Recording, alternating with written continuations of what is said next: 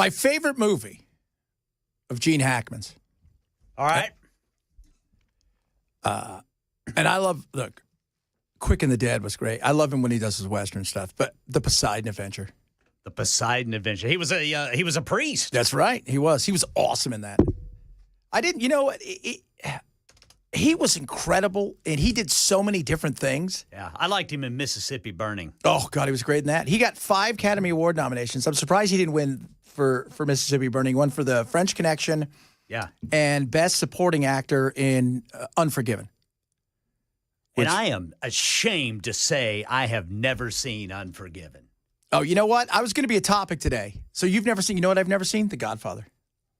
I've never seen it all the way through in one sitting. I've seen it all the way through, but here and there. I have to be honest with you. It's never appealed to me. I just don't care. I mean, I've seen, like, you know what? I've seen bits and pieces of it. You know, anything with Abe Vigoda, you'd see a little bit of this and that. And Yeah. I'd rather watch Goodfellas. I've seen that a lot. Goodfellas is one of those movies where you're sitting around on a Saturday, it comes on, it's 3 minutes in, you're like, I'm probably going to watch the rest Yeah, of this. you own it on DVD where you can watch it without commercials, but you never bother to get up and change the channel and turn the DVD on instead. Everybody's got a movie that they will, no matter where it is in the movie, it's like, oh, wait, I should see, oh, Tombstone's on. I'm probably going to watch that. Yeah. Tombstone's on every day on TNT. And you'll tolerate the commercials all the way through it when you didn't have to. It is on TNT all the time. All the time. I don't even think they have another, outside of the NBA, it's just coming up next, the NBA, and then after that, Tombstone. You're like, awesome. Yeah. It's great. And I get excited when I see I'm Here, Huckleberry. I mean, I love that. Right? It's just fantastic. But he was such a great actor. Yeah, Mississippi Burning, he was brilliant in that. I freaking loved it whenever he said the rattlesnakes are starting to attack each other. Yeah. You ever seen Frenemies? Or No. Best of Enemies? Have you ever seen that? Uh-uh. That is one of the best movies with Sam Rockwell. I so freaking love Sam Rockwell, man. It is the true story of when they were integrating into the school, and he's the head of the Ku Klux Klan in his area, and they put him and I forgot the other lady's name in, and she's black, and they have to meet every day, and he ends up being her best friend. Interesting. It was brilliant movie, but Gene Hackman, I think he's in the conversation of the best American actor. Absolutely. He's in the conversation. But you know what, you think about this. If you're Clint Eastwood, I mean, you know you're on borrowed time, but he's working still. Like, Gene hasn't worked since 2004. Yeah. It's been a while. It has been a while. And, you know, is it? I didn't think it was suspicious, but they're saying it could have been. Was it the royal? Oh, you're talking about, his death. They're now saying suspicious. And, you know, because at first they said, you know, no foul play. But now all of a sudden, you know, well, it's suspicious. In that report that Alex Stone just played, apparently the maintenance crew had shown up, found a door ajar, found Betsy dead with her head near a space heater, and apparently a bottle of pills spilled all over a counter. Their German Shepherd dog was dead, and then they said Hackman was in a mudroom. Yeah, that still feels like carbon monoxide. It could be. However, there was a door ajar. That's weird. That's just weird. Yeah, but why would you kill the dog?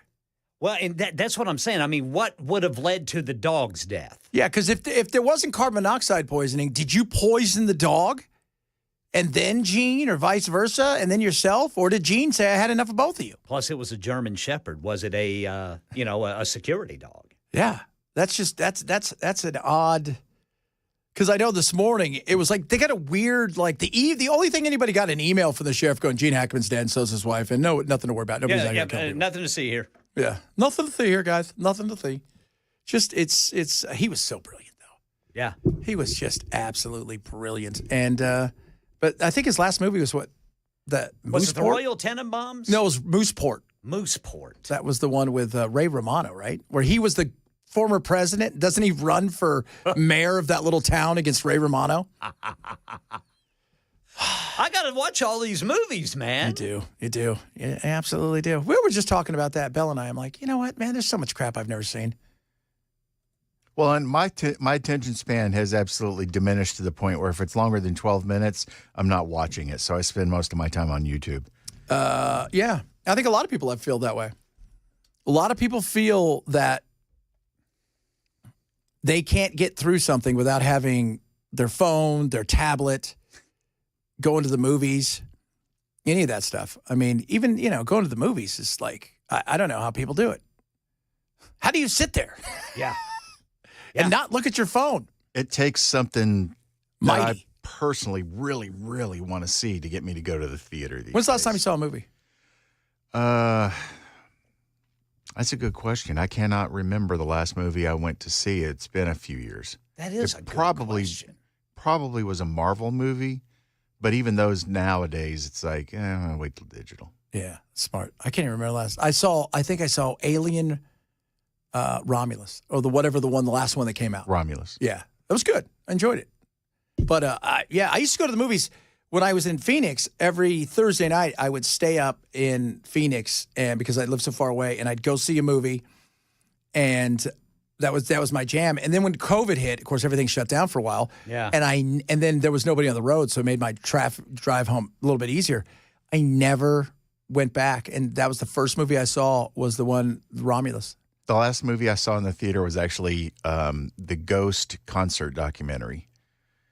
Oh, the band? Yeah. Okay. They did it. It actually was the number one movie for that week.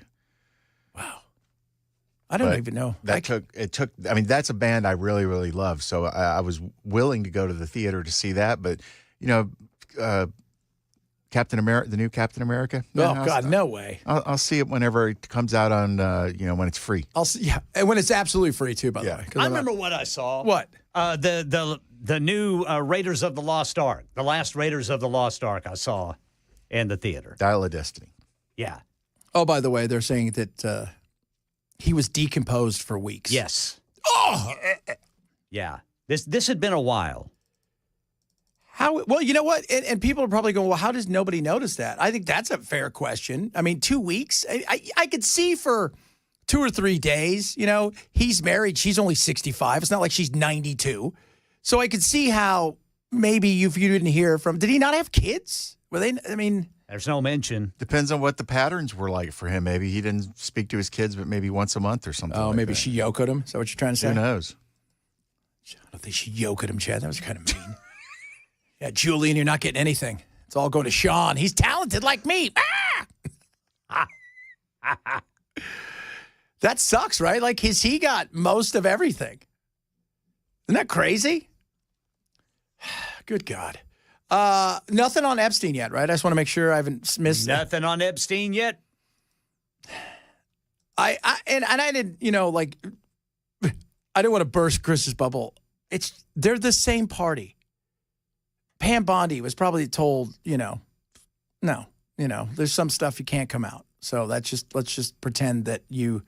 If you think there's not going to be guys on that list that are from your favorite party. Oh, yeah. There's tons of them. You're dreaming. Yeah. Well, and wouldn't this be a great tool to use as leverage for the next 4 years? Which is the other thing that I think people need to realize, too, is are we going to find out that this guy was used by our government to manipulate our government to doing certain things? Oh, we wouldn't do that, Brother Chad. We would absolutely do that. We would never do that. 110%. So these people are good they have pure hearts. Yeah, so we're not finding some of this stuff, and we're not going to find everything out anyways, but my big thing was, what would be worse?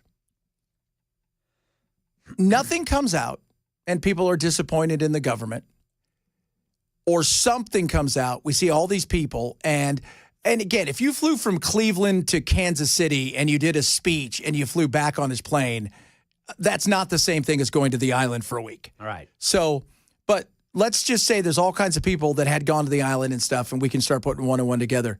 But nothing happens to any of those people. They get away with it all. They'll say statute of limitations. It wasn't in the contiguous United States or whatever. They'll come up with something. At that point in time, what's a bigger thing is the fact that we didn't get to see stuff and we can at least play the conspiracy game, or that those people got away with things that were horrific and No punishment whatsoever. Which one does more damage? The latter. Yeah, that's what I think too. That's what I absolutely think. I think the latter would do far more damage than not hearing the names. Because if you hear the names and nothing happens to these people and they basically have a free get-out-of-jail card. At this point, the only person who's had any convictions based around this entire story has been Ghislaine. Yeah, she's it. Yeah, that's the only one. She is it. She is the only one. And she probably knows a lot more that they even have. But she is the only one that has, he did no time for something that had nothing to do with all of this stuff. And you know that they put him aside and said, dude, what can you do for us? What can you do for us? And I know her dad was like, it was all Mossad and all this kind of stuff. And no. I'm thinking about what did we decide that we were going to do to blackmail our own people. I know we wouldn't do that. We would absolutely do that. And by the way, I expect us to do stuff like that. It doesn't make me happy, but at the end of the day, I understand. We sleep well at night because there are people out there that do some things that maybe we don't like. Yep, and probably don't want to know about. And we don't want me on that wall. You need me on that wall. Exactly. I remember, what's that movie?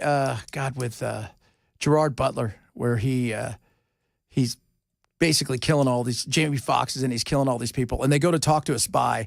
And the guy's like, are we going to talk to a spy? He goes, yeah. He goes, we're going to talk to somebody who allows us to live the great American dream and sleep well at night.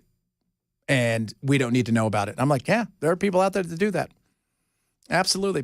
All right, coming up, we'll talk a little bit more about this. Let us know. What do you think? Honestly, would you rather not know and have the conspiracy?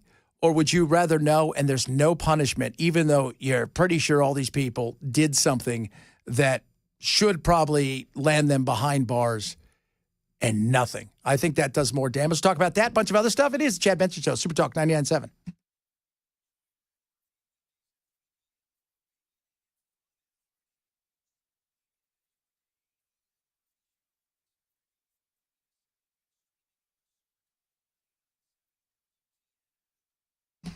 Birch Gold, text the word Benson to 989898 today. They're going to send you out the ultimate gold, the ultimate guide to gold in the Trump era, as well as an investor kit. And why gold? Well, uncertainty in the market, that's a big one. Potential inflation, that's a huge one. Recession, oh, absolutely. And let's not forget the weakening of the dollar. And, oh, by the way, the chaos globally. Gold is a safe haven. It's been that way forever and a day. It's a great way for you to protect your assets, your future, your family's future with gold. Text the word Benson to 989898 today. They're going to get you out all this stuff. That's not a hard sell. They can show you how you can move your 401k and IRA over to a gold-backed 401k or IRA, how you can convert it. It doesn't cost anything to you. It's just a smart way to diversify and make sure that you have something in a just-in-case moment. Text the word now, Benson, to 989898 for Birch Gold.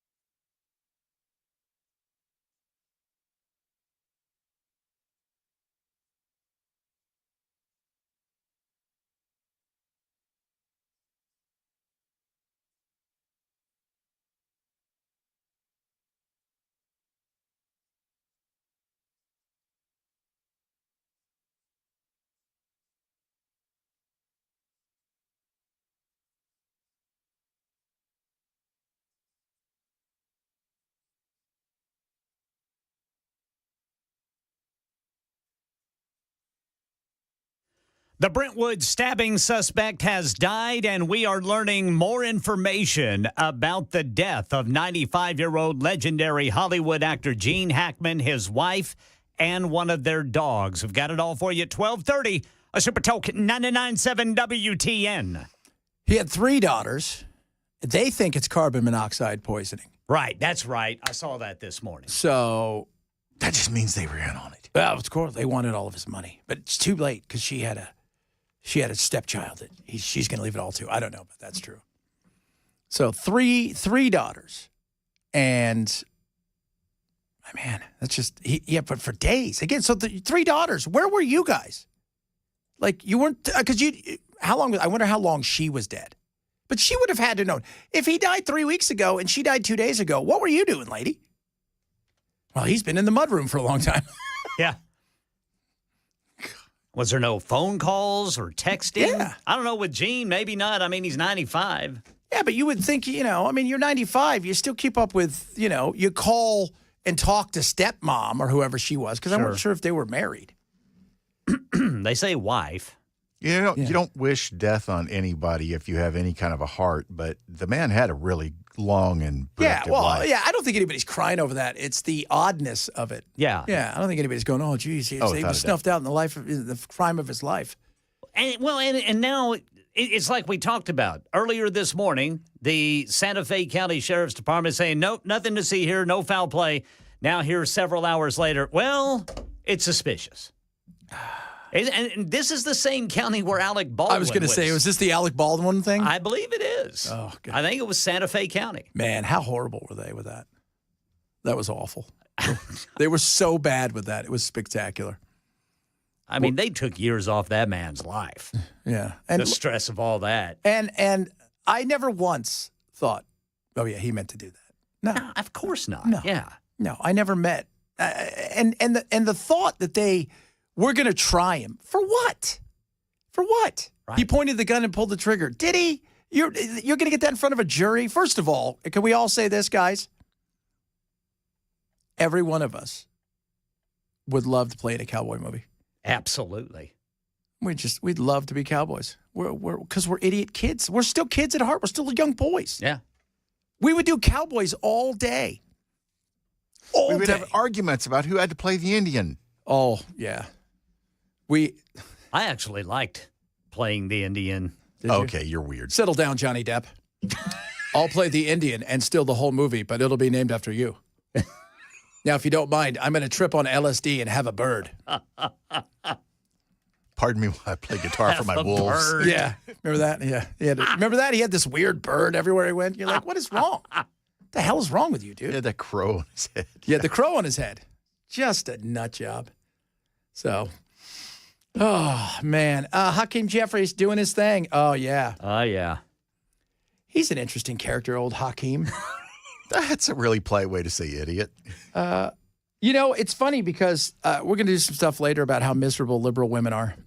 And it's not like, I'm not kidding. But one of the new things out about, for all the stuff about, Trump's approval rating's gone down. It's like way higher than it ever was. The Democrats never mention their approval rating because they can't find it on the page. It's fallen so far it's in the coupons. And it's funny because everybody mentions the same thing. You guys are rudderless, and you've got Hakeem Jeffries, and you've got really, Chuck Schumer's your leader still, kind of, sort of. But what's he going to do? Stand there with avocado? You're not going to get this. You clowns. Clowns, I say. Hands off Social Security, hands off Medicare, hands off Medicaid. Okay. Do you guys want to know? So yesterday, the other day, they passed the framework. I'm going to tell you guys how, once again, they lied to you on Schoolhouse Rock. So from here, it doesn't go to the Senate. It goes to the committees now. So they'll go to the Ways and Means Committee, and they'll say, okay, guys, you have to cut $4 trillion in tax cuts. You have to find $4 trillion. Where? That's up to you guys. You go find it. Then they go over to the other committee, or the other 2 or 3 committees, and say, you guys need to find $5 billion in cuts. You need to find $1 trillion in cuts. You need where? You guys go and find it. And then when you found it, you guys all come back and we reconvene. And then we go again and get it to the Senate. which is not the way they described it in Schoolhouse Rock. This is so, and it's so parliamentary. Like, it's all these weird rules and regulations to try to get around, like a filibuster or some of that stuff. I mean, it's nuts. I was going to say so much of it is based on British. the rules that they impose upon themselves versus the actual constitutionality of what it is they're doing. Yeah, that's it. And because I've talked to people who have been in Congress for a while, and sometimes they go, I have no idea what some of the rules are. Like, you have no idea. Like, you go and they're like, there's one thing we can do. And you're like, what's that? You know, and it's like, well, there's one small thing that says if we juggle an egg while holding a hawk's tail, we can do this without, you're like, what? Oh, yeah. That's how weird some of these rules are. And Hakeem especially continues to spout off like there's no issues with Social Security or Medicaid, or that we can just tax our way out of those problems. Yeah. Those programs are going to be cut. They are eventually going to be cut one way or the other, because if they're not, they're going to collapse. Yeah, exactly. Or you're going to have to ask people who didn't take out all these loans to cover all the loans that everybody else took out. So there you go. Which is very much a Democrat thing to do. Coming up, let's talk a little bit about USAID. They're protesting, and it is spectacular. We'll talk a little bit about that. Got a bunch of other stuff to get to as well. If you're missing any of the show, we say shame.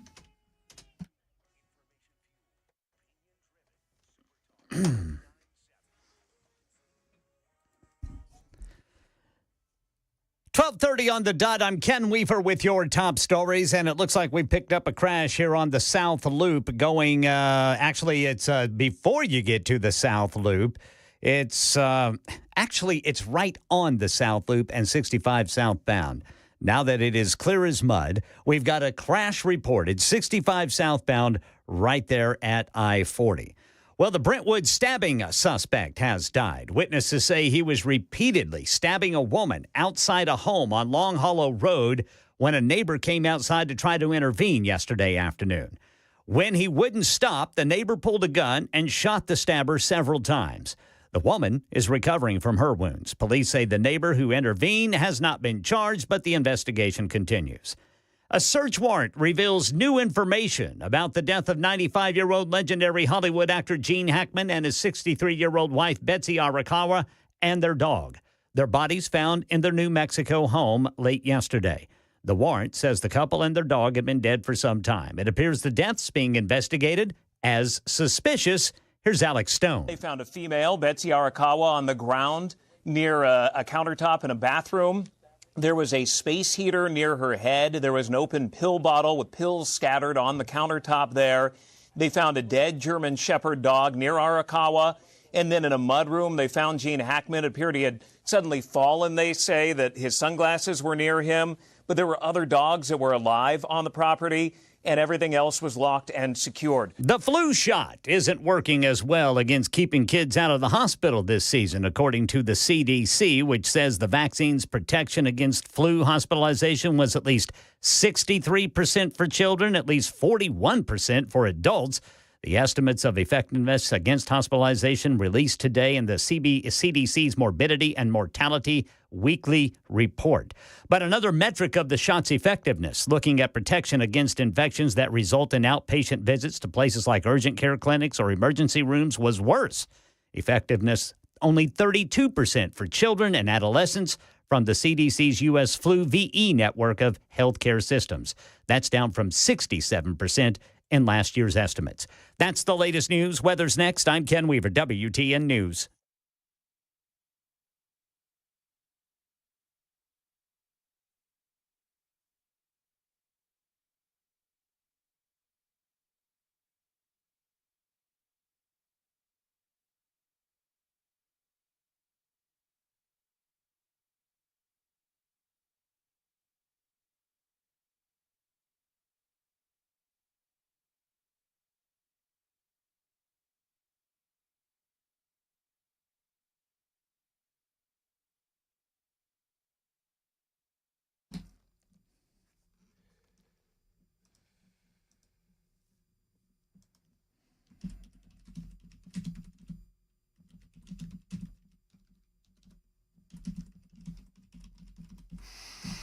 Prize Picks. Go now, download the app. Win, win, win. You can win 1,000 times your money with Prize Picks. They got tons of promos. Let me tell you about Prize Picks. So when you download the app, use my code Chad. The minute you play your first $5 lineup, okay? And I'm going to tell you what the lineup is. They're going to give you $50 instantly right into your account. So the way Prize Picks works, you're not picking teams, okay? You're picking players. So LeBron's playing tonight. Luka's playing tonight. Maybe you say, you know what? I think Luka's going to have a great game tonight. I think he's going to score more than 25.5 points. Then you look over and you say, oh, Golden State's playing.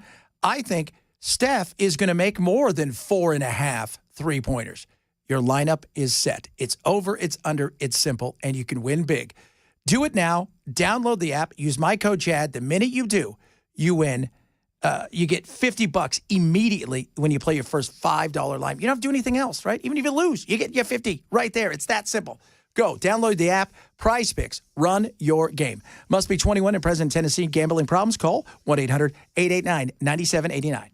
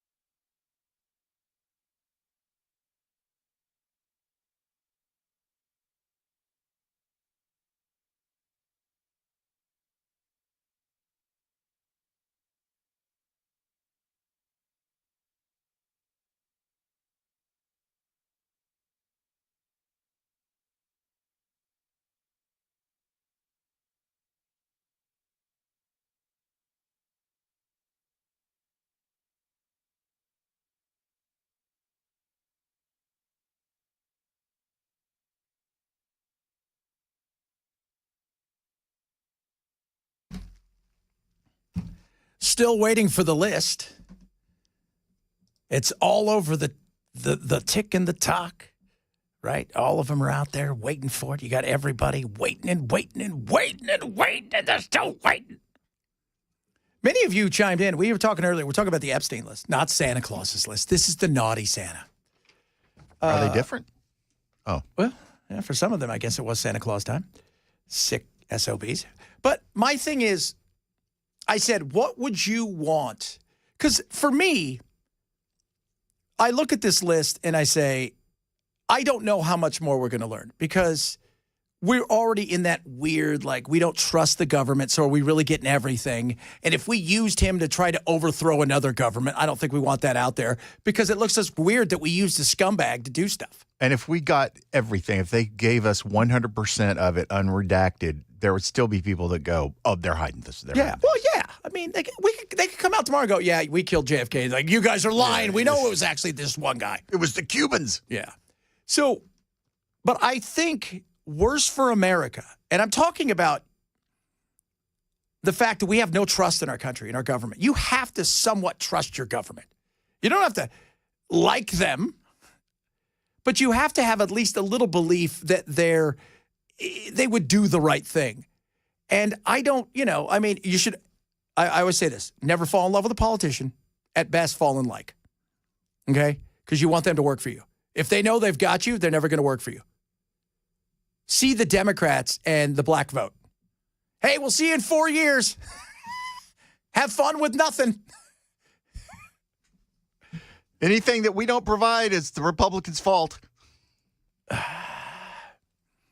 So I think if we knew there was a bunch of people and some of them are very still active in politics, that seeing them not prosecuted, and some of you chimed in and go, no, there's no statute, there's no statutory time as far as, for some of this stuff. It can't run out. It's not about that. Because the whole thing is who are these girls? And they probably know who these girls are, so they would have gotten to them. So there's ways to make sure that they take a pay, and go away. There's so much around it where you're going to look back and think, because everybody thinks that, it's like, okay, Trump's in, here's Pam Bondi and all these MAGA people, and they're going to go arrest everybody, and that's the deep state, they're going to crush it. If you really feel the deep state's that deep, and there's some people pulling some strings, that feels like it's way more powerful than you realize. But if they don't arrest all these people, if they don't put them in jail, if they don't try them, even charge them for something, I think that's going to hurt it much worse than just leaving the conspiracy to hang out. Because then there is zero trust. And we do not have any trust in our government, which, like I said, it's good to be skeptical. It's not good to have such a disdain and such mistrust that even for you'd go against your own best interest because you do not trust. And we don't want that. Not at all. We already have that with the Democrats and Doge, right? So they're out there throwing a fit today. They're very upset because of, Elon. I have a 9-month-old and a 4-year-old daughter, and I'm worried about my next paycheck. But I'll figure it out, I guess. Okay. OnlyFans. Chad. I don't know. I didn't see. Did she look good? I don't know. I mean, that is something, right? I mean, I don't want to be mean. I mean, we're doing only pans, which is different. That's where we just have pans and we hold them up. We're like, look at this. Who wants only pans? We'll send you some pan shots. And this lady, though, this is the perfect example of the insane, liberal, wackadoo federal government mind. I want you to listen to this. So for a moment, picture the world that we live in right now. I got my eyes closed and picturing it. It's fantastic. You see us on TV. What's up? So you're picturing that.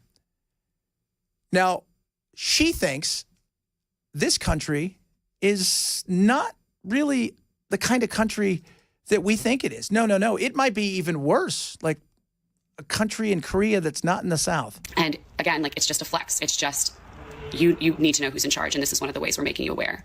And the feeling that I felt responding to that email was such a glimpse into a possible future here, a probable future here if we don't do something about it.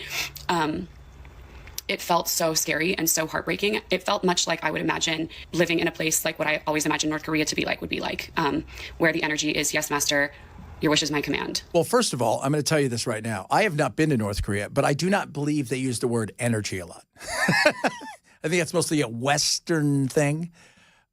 Secondly, they might in the context of not having any. Yeah. Or, hey, look at this. This thing's going to come out with so much energy, it's going to cut you in half when it hits you, says Kim Jong-un.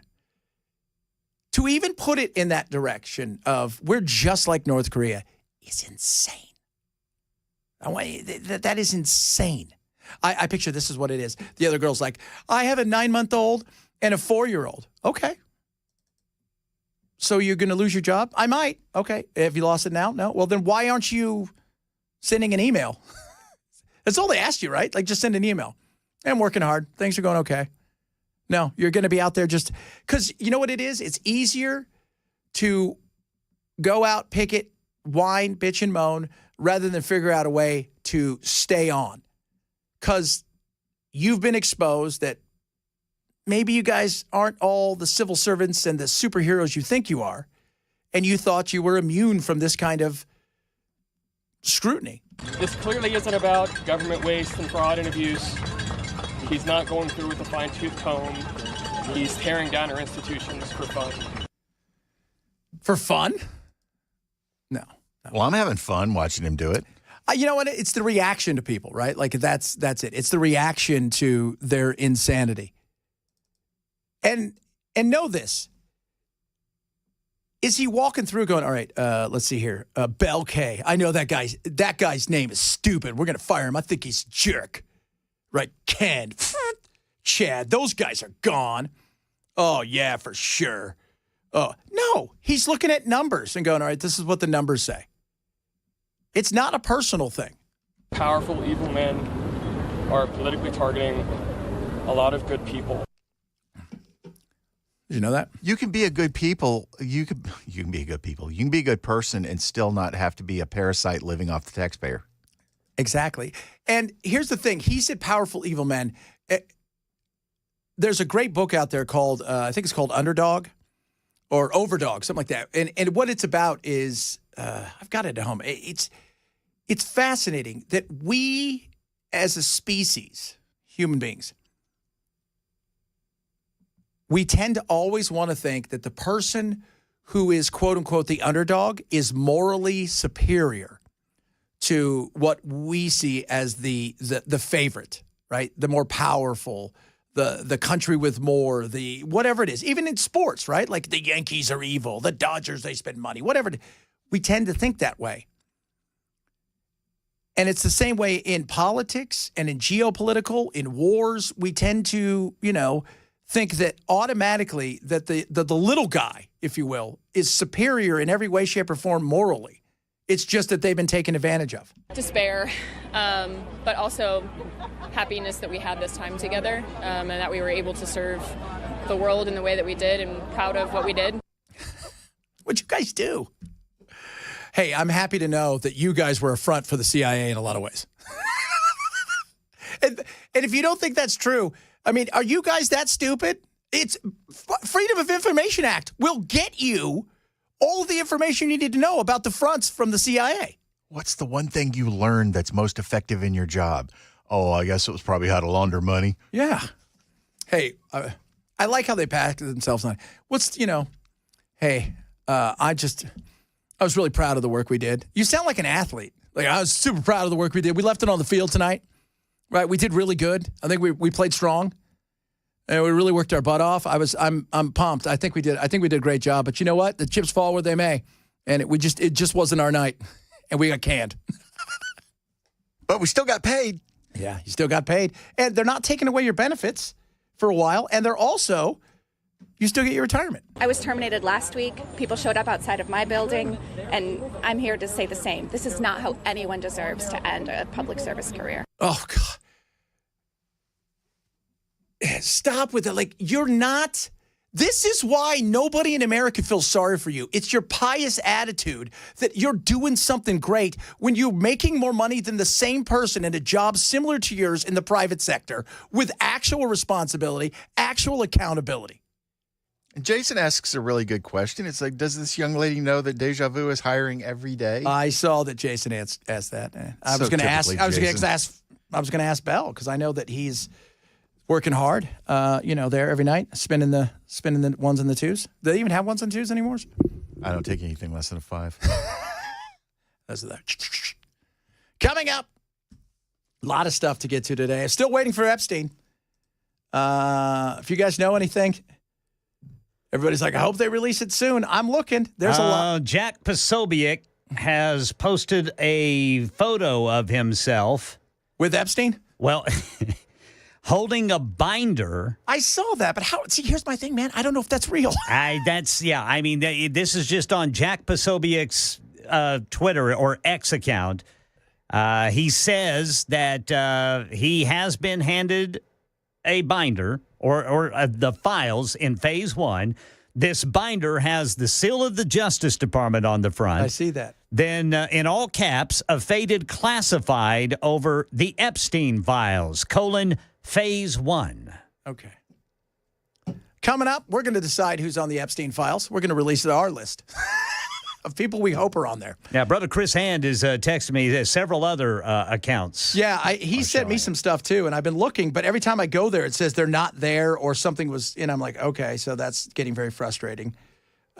Because, and like you, man, like you and I always talk about, I don't know what's real and what's not real. Well, and I've got to go along with one of the followers of Jack there is, why hand them out in a binder? Why not just put it all online? That's what I want to know. Because some of these guys have made deals so they can release it on their own shows. Yeah, that makes sense. See the way it is? So coming up next, we're going to release our own files. They may or may not be true. We'll find out. We'll do that straight ahead. It is the Chad Benson Show, Super Talk 99.7.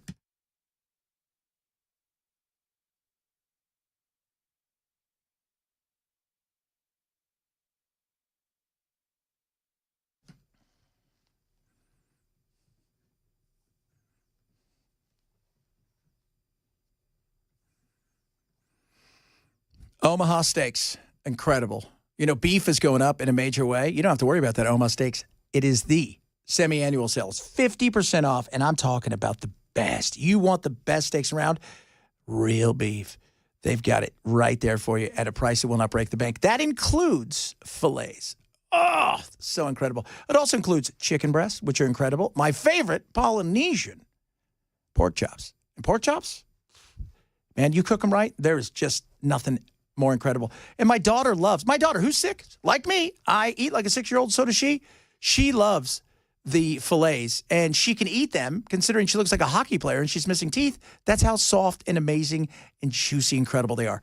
If you want to save big, and you can even make your own, they've got tons of packages, 50% off, and you use my code Benson, you get $30 off at checkout right there. Go to omahasteaks.com, 50% off the semi-annual sale. Use my code Benson, save an extra $30 at checkout. omahasteaks.com, code Benson.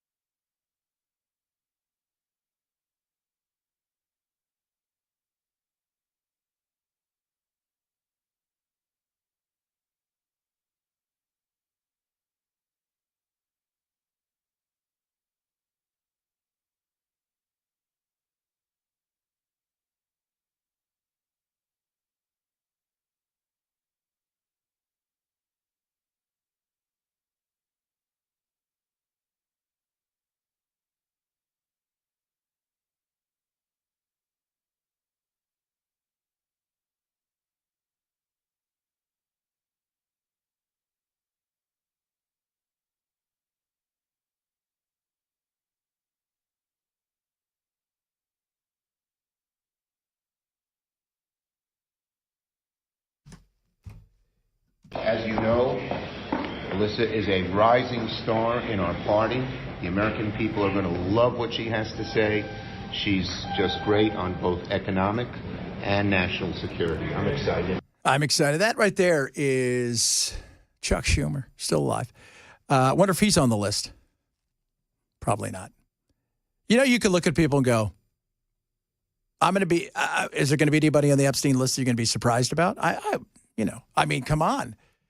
I'm sure there's a few, but I don't think Schumer's one of them. Schumer's not one of them. It's going to be, there may be, and there may be nothing. It just may be more stuff. Like, okay, these people did go to the island, or they didn't. Because that's it, too. That's the other side of it. But Slotkin is going to release the, she's going to do the quote-unquote response to Trump's big speech, his triumphant return, which, by the way, is when, Mr. Bell? It is Tuesday night at the Nashville Palace. We're going to have so much fun. Can't trick me. Can't trick you. So who's going to be there? Well, first of all, I'm going to be there. Secondly, Matt's hair is going to be there, but not for long. That's why you need to buy tickets. You go to 997WTN.com. You buy your tickets. We're going to have so much fun out there. It is going to be so cool. Chris is going to be there. Ken's going to be there. Joan's going to be. I love Joan. I don't see her much because like we cross paths like two ships in the night. She's going to be there. And, of course, Dan Mandis, waiting for hugs. He's going to be there.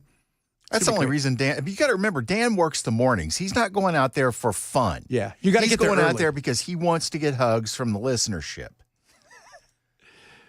You know, somebody's going to say, "Wait, hold on a second." He would normally be in bed early because he gets up at like midnight, 1 o'clock to start prepping for his show. The only reason Dan's coming out there is to meet you guys and get hugs. That's it. What time now? I've never been to these, but everybody asks me the same thing. Are you a stayer? And I'm like, yeah, I'm going to stay. You don't sleep, so you. Yeah, I don't you sleep. lose I'm a weird nothing. person. Last night was the best night of sleep I've had in a very long time. I got 4 hours and 3 minutes. Oh, you're fully rested then. You're ready to go. Yeah. No wonder you came in with so much energy. Yeah, yeah. And that's because Charlie and I, we had a big day of scootering yesterday. Got home, man. She wanted a scooter everywhere. I mean, like the. She got a little scooter.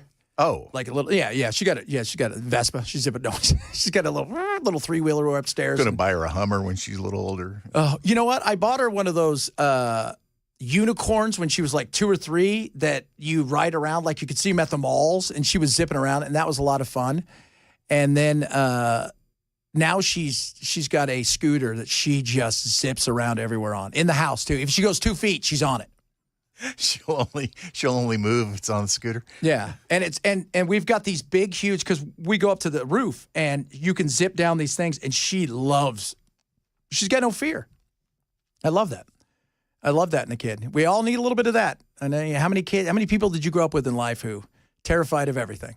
And then there was the other kids like, I'm going to jump up. Well, my generation, your generation, Bell, we jumped off roofs and did stupid things because we were raised by constantly. water hoses and MTV. All right, coming up next hour, interesting stuff. Talk a little bit about Monica Lewinsky. Speaking of the Epstein list, she wasn't on it, but because she was too old.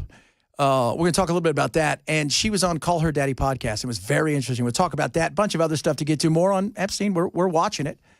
If you're missing the show, grab the podcast. Chad Benson Show, Super Talk 997.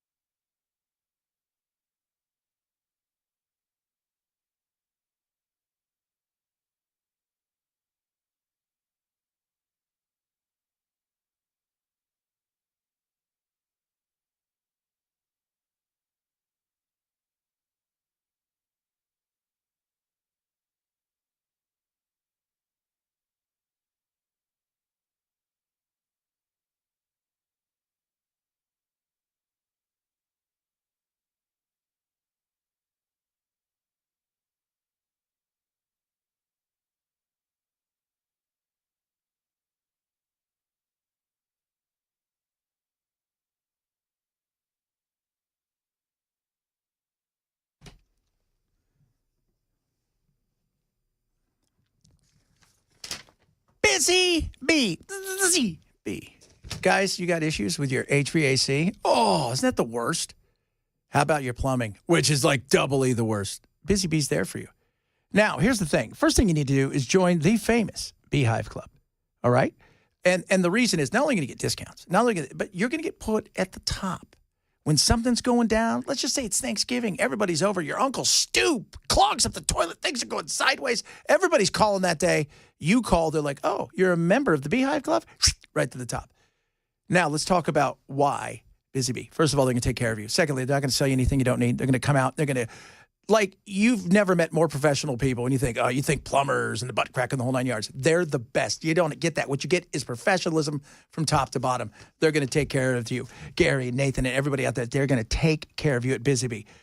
They've got so many deals. Everything from, maybe you're going to get air duct cleaning. Maybe you're going to get a new HVAC. They're going to take care of you across the board. Maybe you need something done with your main line or repiping. They've got you covered. Call Busy Bee today, 775-7833. Join the Beehive Club. That's 775-7833. Or check them out online at visitbhvac.com.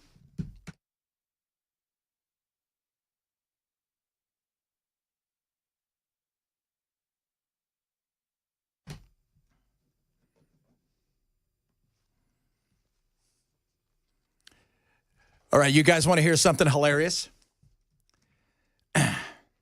Rarely will you hear me say this.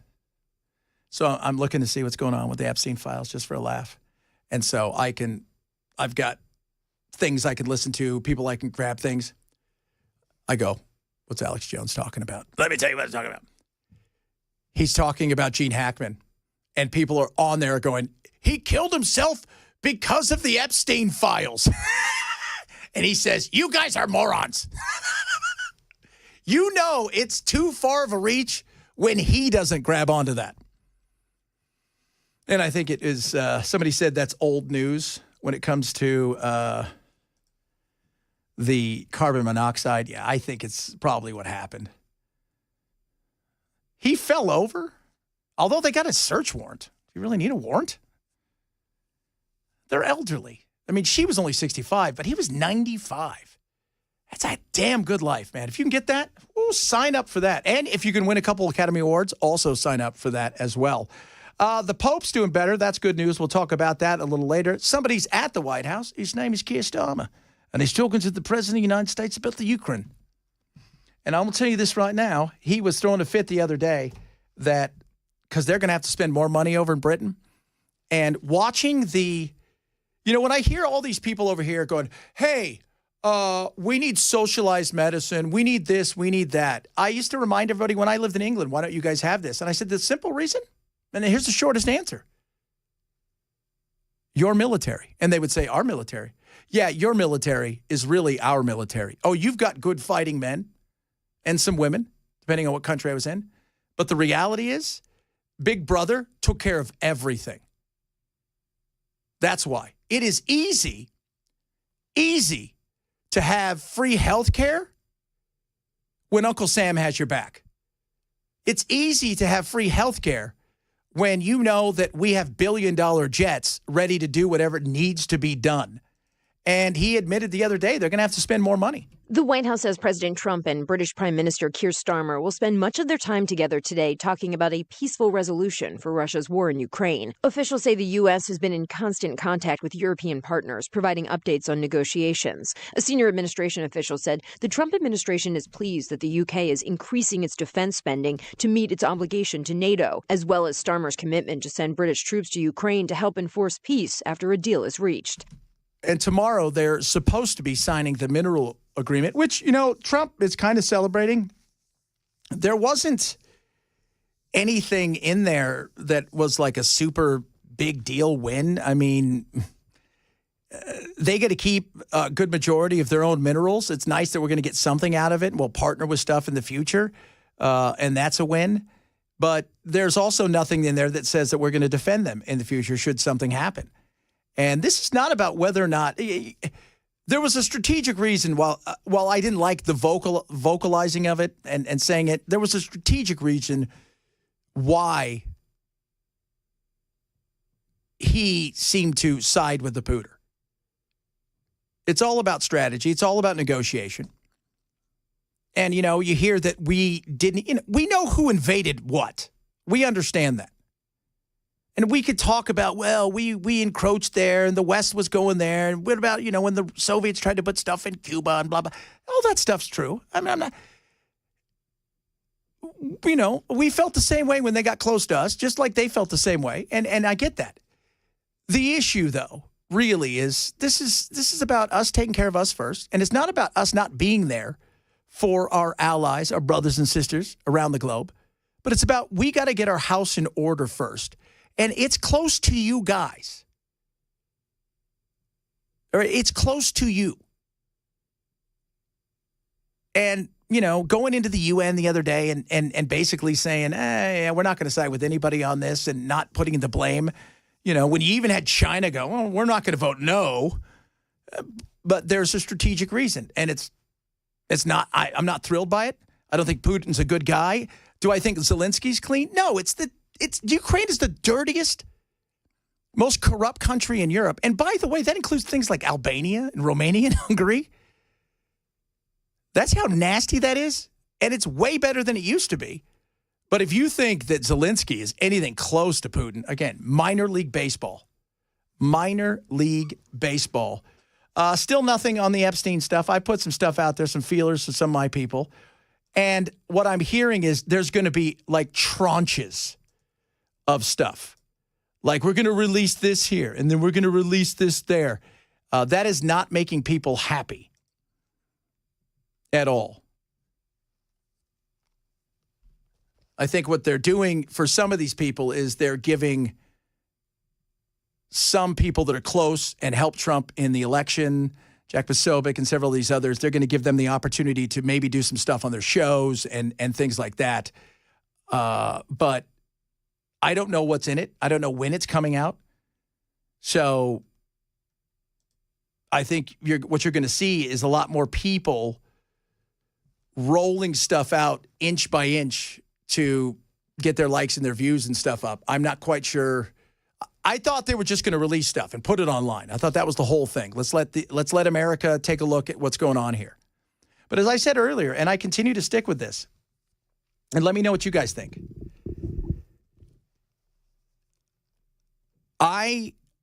Is knowing these people on the list, whoever they are, whoever any of these people are, is knowing them on the list, would it upset you more that you know who they are and nothing comes of it as far as, you know, they still keep their seats in the House or the Senate if there's anybody still there, they, you know, or any of their big lobbying groups, wherever any of these people are, is knowing that they never get convicted or arrested. If that doesn't happen, as opposed to releasing the whole list or keeping the whole list hidden. To me, because this is all about trust. This isn't about whether or not these people are getting convicted, because I don't think any of them are. I think they're powerful enough, most of these people behind the scenes, that they're going to get away with whatever they got away with. And I hear there's 200 victims. And remember, many of these things they're young. They went from being young girls to women now. I'm sure some of them got paid off handsomely. And at least they got something out of it after the horrors of it. But I think it would be a bigger blow to America if nothing comes of any of this. There is nobody going to jail. There is nobody being arrested. There is nobody doing any of these. I think it would be a much bigger blow to us as a country. And I think it would be a big blow, too, if we find out that this guy is super connected to the CIA and many of our other political partners around the globe. And he was basically, you know, honeypotting with, you know, Miss Maxwell. Is it Ghislaine? Ghislaine? How the hell do you say her name? Ghislaine. I always screw that up. I'd say, sorry, but I'm not sorry at all. So we'll see. We'll see what happens. We will, I'm hoping, get something, at least a few things that trickle through here in the coming hours. So far, though, while there is stuff out there, there's not tons out there. It's just a little thing here and a little thing there. And some of these people like Jack Posobiec, he's just got the Epstein files in a white folder And he's waiting to do what with him? I don't know. I have no idea. It's just the whole thing is odd. But I think that we're going to find out, like, how much crap that we've been up to. That's what's going to be crazy. How much wacky stuff that we've done.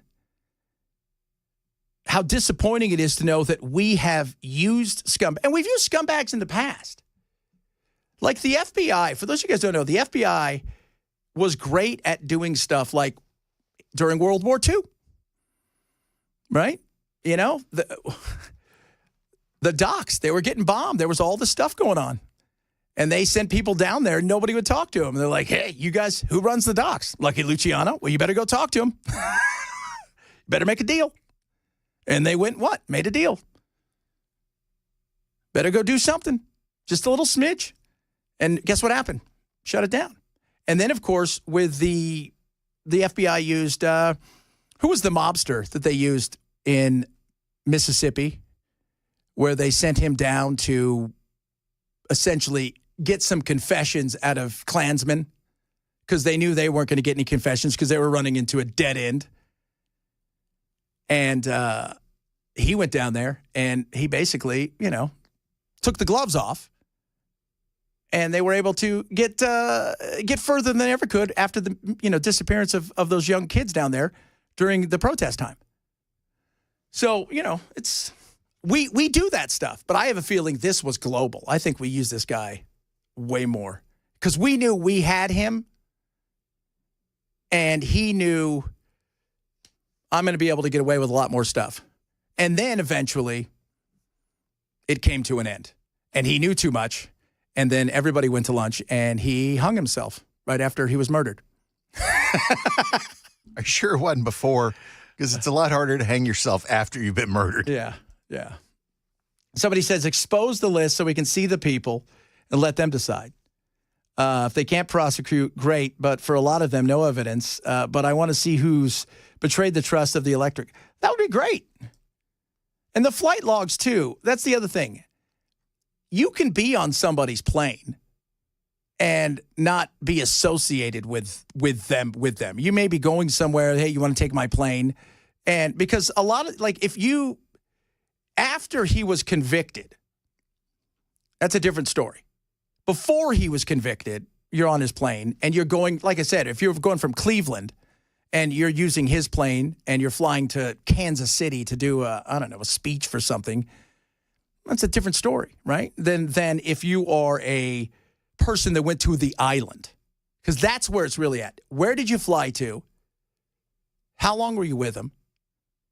Because if you flew to an island with him that's out of the reach of the United States, that's a different story. That's a much bigger story. And I normally don't get into this kind of stuff because normally I just think, I look at both of these parties and I think you guys both suck. And I think one of the reasons there's a delay is because there's a bunch of Republicans or people you like, maybe even voted for in the past, who could be on this. And I think in a different time, it would really be an issue. But I think in the day of Trump, where there's so much craziness, chaos, and we have such a short attention span. We were just talking about it earlier. We can't even go to a movie anymore because our attention span's so short. So, and the plausible deniability of all kinds of stuff, unless they've got photographs and video, which were all over the house, then, somebody says, look, I took a flight with him, but nothing happened. Okay. Are you going to go, you're guilty? Because he did have businesses. But I'm looking at it like after his first conviction. Because before his first conviction is different than after. After the first conviction, this wasn't a guy that was 18 and he dated a 17-year-old. And the mom got mad and they got you for statutory rape. This is much different than that. We shall see. Coming up, talk a little bit about arguably the biggest story that was a swing and a miss and the cojones of one person. Talk a little bit about that straight ahead. It is Chad Benson Show, Super Talk 99.7.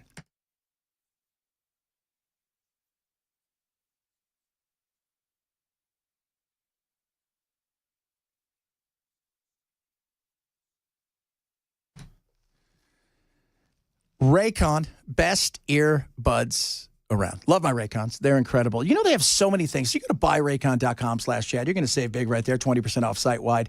And why would you go to buy Raycon? Well, because they've got the best stuff around. You get a 30-day happiness guarantee. And you guys hear me talk about my stuff all the time. So what do they have? They have things like, my wife loves these. She's got the bone conduction headphones. They're incredible. They've got open earbuds. They've got the headphones. They've got chargers. They've got cases, power banks. The fast chargers are ridiculous. If you want the fast charge, boom. And so many other things that are there. But I'm an audiophile. I live for audio. I work in audio all day. These things are incredible. I love them, and I wear my everyday earbuds every day. 30-day happiness guarantee on everything, 20% off. If you want the best in audio, if you want the best fit, feel, and style, it is Raycon. Save big right now, 20% off site-wide. Go to buyraycon.com/Chad today. Buyraycon.com/Chad.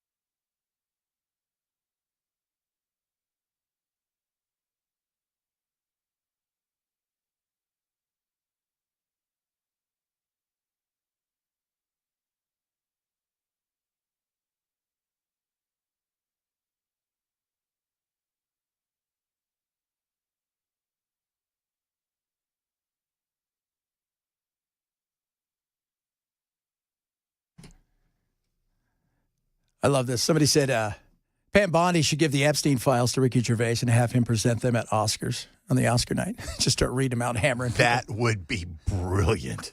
Wouldn't that be great? Just a roast. A lot of you are chiming in. If you're on the plane, you're guilty. It doesn't work that way, man. You got to prove stuff. You've got to prove stuff. And somebody also said, legal question. Is it admissible if you've got video and photos of all of this stuff? It would be, because those people that were involved in the videos and photos probably had no idea, because the whole thing was to keep it quiet. So they didn't take the videos or photos. So it would probably be admissible in a court of law. We shall see.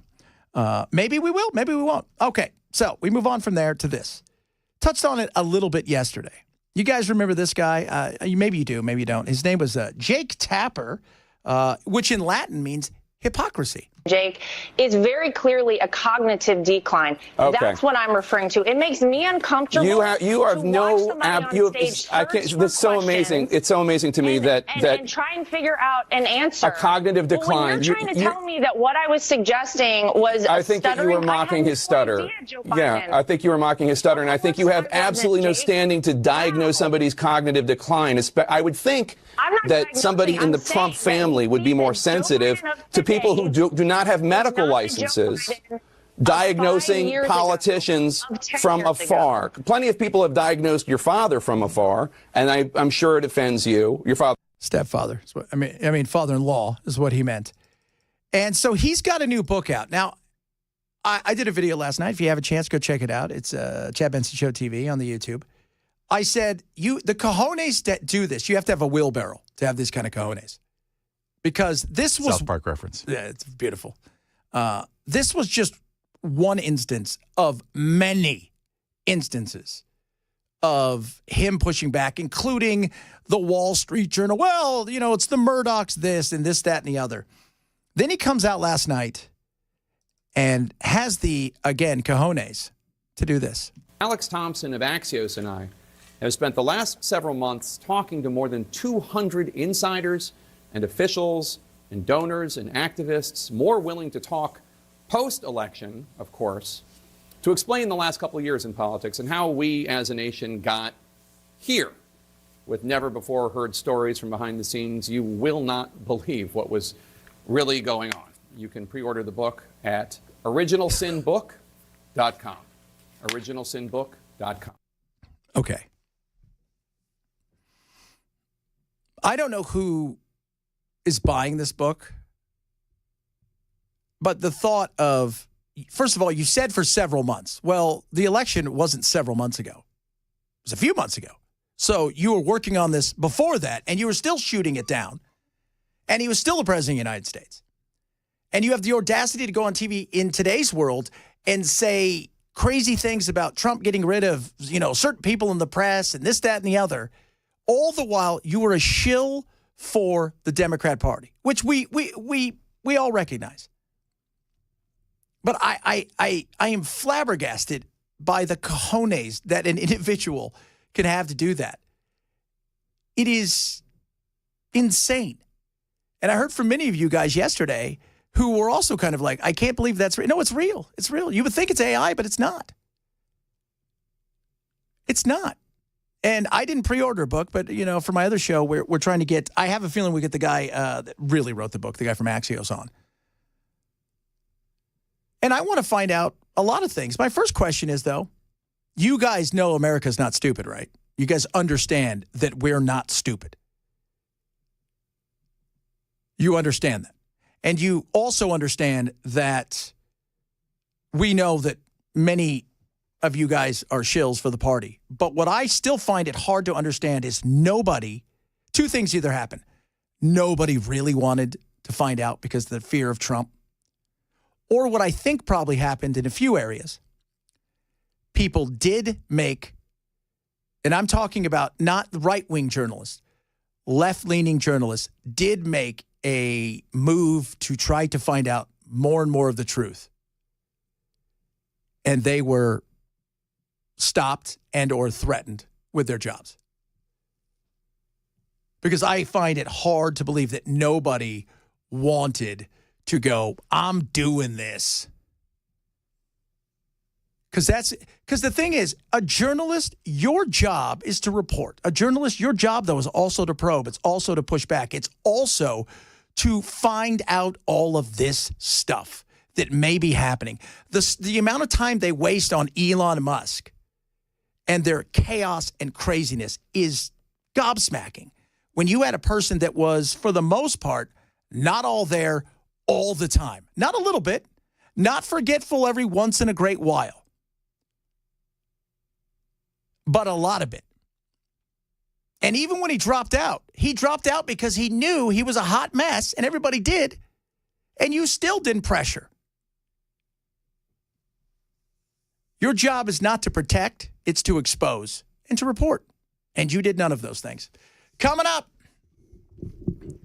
RFK causing measles, I saw that. That's what I'm doing. I'm out there causing the measles. A lot of stuff still to get. I want to talk a little bit about, as we talk about the Epstein files. Before Epstein, let's be real. Powerful people played powerful games with ladies. This guy did, and he got away with it. And he got away with it a lot. And I feel sorry for her. We're going to talk about Monica Lewinsky. She was on a podcast the other day, and I find it fascinating. It's Chad Benson Show, Super Talk 99.7.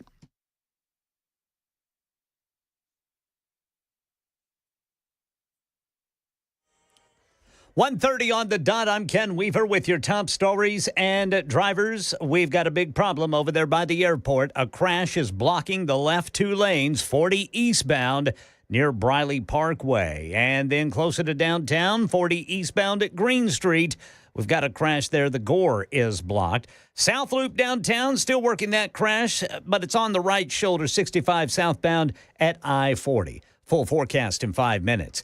Epstein files. We're seeing some X accounts like Jack Posobiec of photos of binders with the Justice Department seal on the front and the word classified faded in all caps over the words the Epstein files, phase 1. Now, the New York Post reports a source claiming to have reviewed the files said the release spans more than 100 pages, including a list of contacts, but no context. And this person said the unveiling was likely to be a disappointment to anyone eager for bombshell new evidence about the billionaire pedophile's connection to prominent political and business leaders.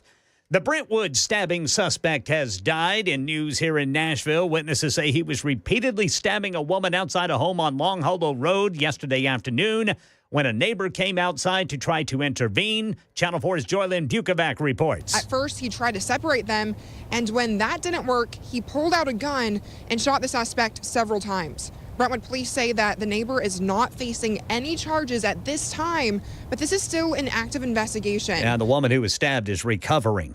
A search warrant reveals new information about the death of 95-year-old legendary Hollywood actor Gene Hackman and his 63-year-old wife Betsy Arakawa and their dog.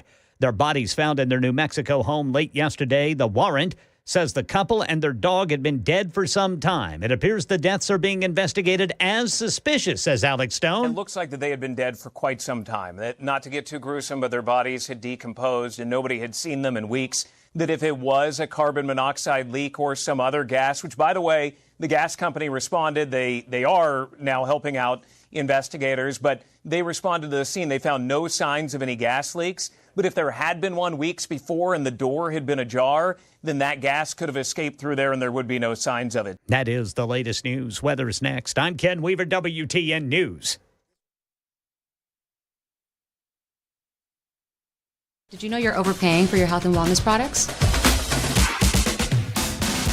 With over 20 company-owned brands offering its members vitamins, supplements, wellness, and skincare products, you're able to save up to 70% off retail. Members Nutrition can't change your life, but we can change the way you live.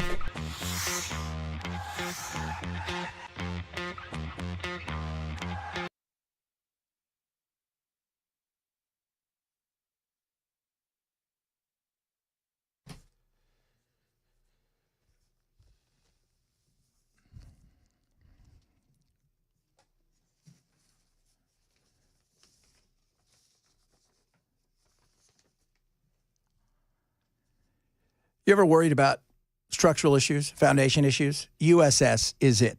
First and foremost, they specialize in the best of the best, and their experience inside of going in the basement, the crawl space, waterproofing, basement wall stabilizations, foundation, you name it. That's what they're all about. 30-plus years experience, 30,000 happy clients. And they're not going to sell you anything unnecessary. They come out and give you a free inspection. In fact, this is a great testimonial.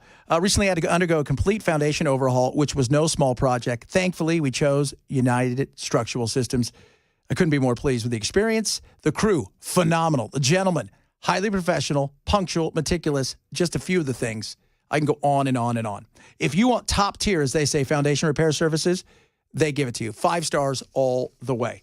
If you worry about any of those things, leaks, well, what's going on? Could we have wood rot? Call United Structural Systems today. 615-488-7855. That is 615-488-7855. Or check them out online at USSTN.com.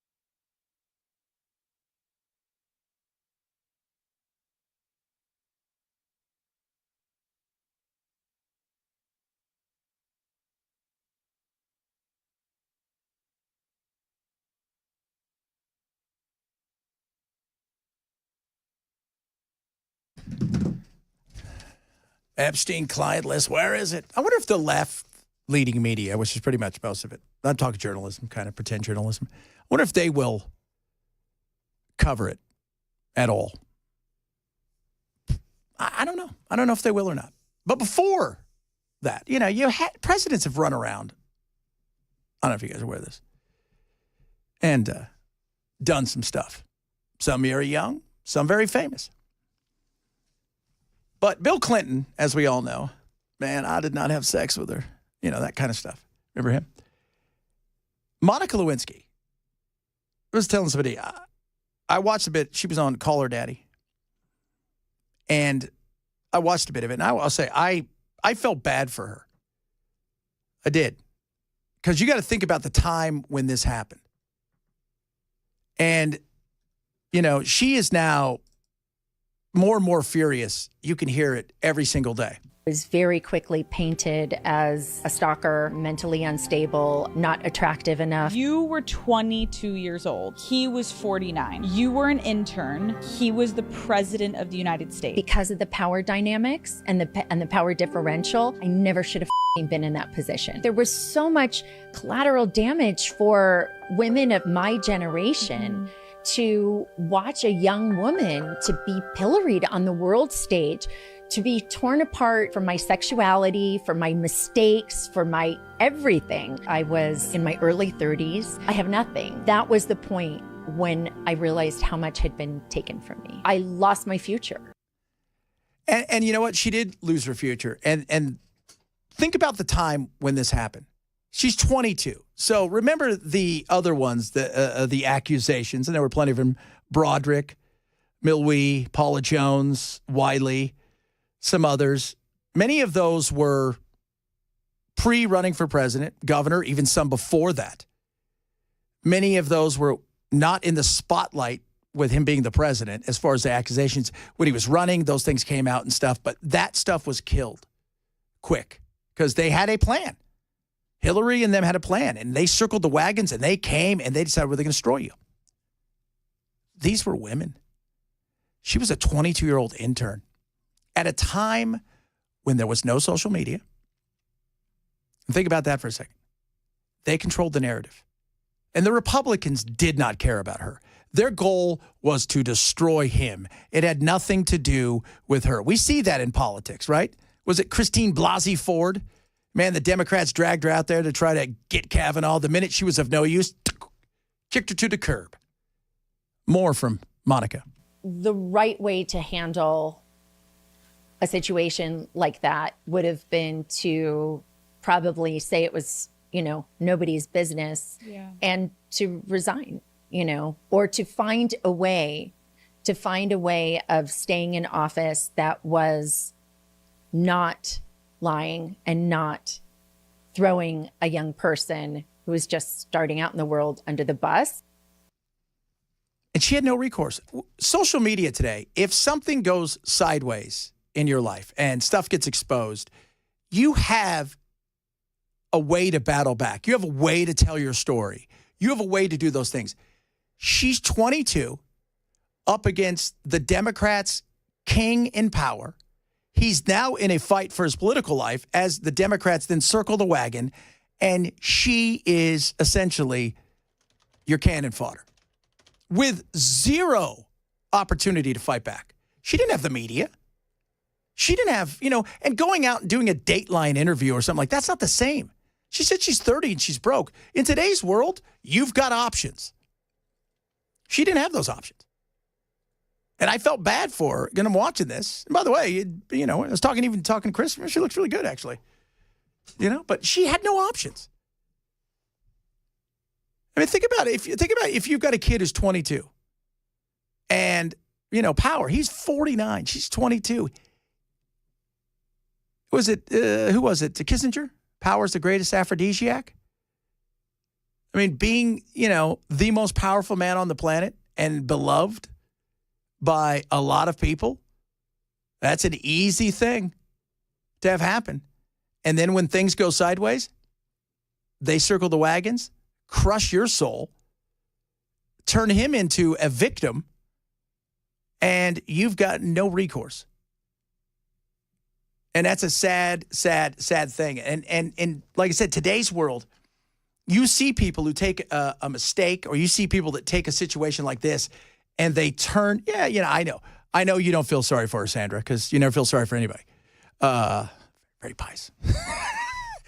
But she was 22. He's 49. You're an intern. You're in D.C. How many interns get themselves into situations in D.C.? Because that being said, she played around. She's 22. It wasn't her first rodeo, if you will.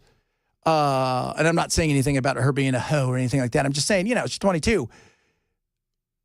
But if you have a relationship with a 24-year-old college, graduate that you meet, your life isn't kind of destroyed like this one was. The world doesn't come down and beat you down like this. And, could you imagine being 30? And it's the other thing. Nobody wants anything to do with you. Like, you get hired somewhere. It's like, hey, let's go over there. Why? Oh, because let's go look at Monica Lewinsky. That's got to be just sucks your soul out. Just horrible. Settle down, guys. Because I think I got daughters. What happens if somebody takes, it's easy. Trust me, guys. And guys, you know this if you're a little bit older. What's that? Because there's something on the internet right now about a older guy and a college girl from Ole Miss. I think her name is Mary Kate. That is becoming big, and it's a big battle. But you know what? Everybody's got their own stories. Is it real? Is it not real? Plausible deniability. She didn't have that. She had the weight of the public in a lot of ways going against her. And the Republicans, like I said, they used her for cannon fodder. You're only as good as what you can do for us. And that was it. That was it indeed. Guess who else has I'm so excited about this one. Gavin Newsom has a podcast coming out. So if you guys don't know who Gavin Newsom is, he's the worst of all time. So glad he has the time to do this with all those problems in California. Which are spectacular problems, too. Like, if you're going to burn someplace down, this is the place to do it. We need to change the conversation. And that's why I'm launching a new podcast. And this is going to be anything but the ordinary politician podcast. I'm going to be talking to people directly that I disagree with. Real conversations. What's going on with the cost of eggs? What are the impacts to you around tariffs? What power does an executive order really have? And what's really going on inside of Doge? So let's take it to the sources without the typical political mumbo jumbo. In the first few weeks, we're going to be sitting down with some of the biggest leaders and architects in the MAGA movement. This is Gavin Newsom. Wow. If only he was going to run for president now. That's all this is about. He looked around and thought, she didn't go on podcast except call her daddy. And she had to build her a studio, apparently. So I'm going to get in on this. And he's supposed to bring the biggest MAGA folks on there. And I'm wondering who it is. I would love to see him bring Steve Bannon on. Because I think there's a podcast I'd watch. Because he's tough to take. He is. But this is all about presidential race. This is it. He looks around and he realizes, man, they're a rudderless ship. I could easily be the face of this. I have nothing to worry about. I'm going to be out of here in not very long, a year and a half. I'm done. This is great.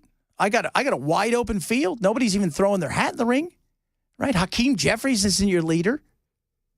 Gretchen Whitmer isn't your leader. Josh Shapiro isn't your leader. I'm the leader. And so the goal, if you're him, is put yourself in front of as many people as you can to show that California is run a certain way that I would never run the rest of the country like.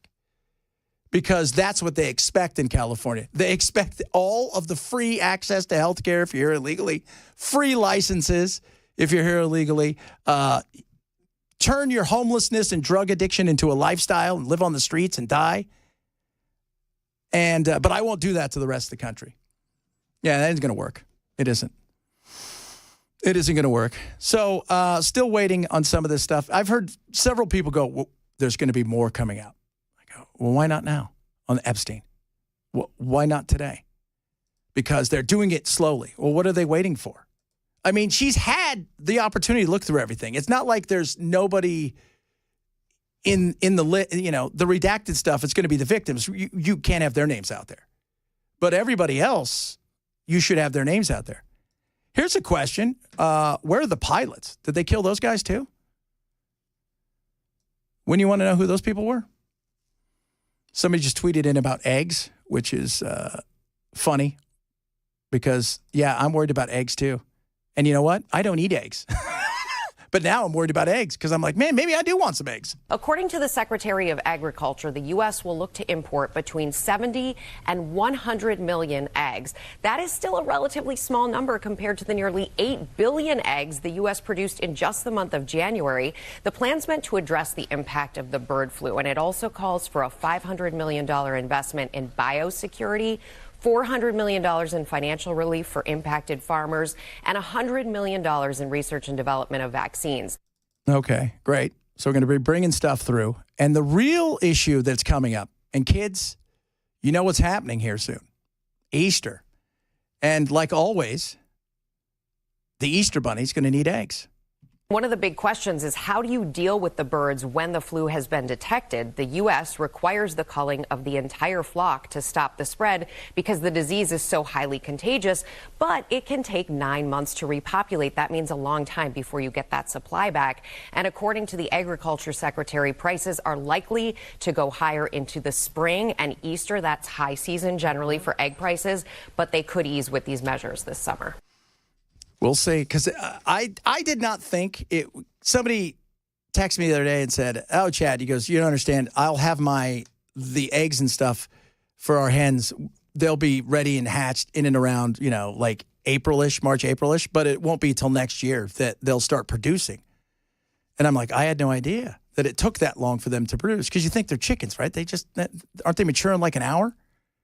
I wouldn't know because all the chickens I've ever had were little ones, and they went to my animals. They weren't alive, so settle down. Man, I don't want some of you guys out there. I can't believe you fed animals that eat other animals to animals. Little cluckers. Good God, yeah. And they're cute looking. They're fuzzy. My animals didn't complain. No. They said, my animals, they said they would eat penguins if given the opportunity. I don't like that, Brother Chad. Well, I can't help it, all right? I can't help it. We need to get some penguin meat and have a little bit of a on-air show lunch. That's a great idea. Have Ken try some penguin meat. You know what we'll do? We'll have 4 or 5 different things and see if Ken can guess which one's penguin meat. If he can tell which one. I'm going to have to tell Colin Farrell about you guys. Do you guys remember the when we were growing up, Coke, Pepsi? We took the blind challenge. Yep. Oh, yeah, I remember that. Yeah. That's great. We'll do the same thing, though, with ostrich, chicken, and turtle, and then pork. You got to put something regular in there, though, too. So chicken. Yeah, chicken. Yeah. Chicken's regular. That's regular. True, yeah. Should we spice it up? Because this is the home of it. Yeah, sriracha. Okay, there we go. So get ready for it, kids. We're going to do it on air. Sriracha marinade. We'll bring the zoo in and say, hey, you guys cool that we kill one of your penguins? I'm kidding, Zoo. You know I love you guys. All right, coming up, a lot of stuff still to get to. It is the Chad Benson Show, Super Talk 99.7.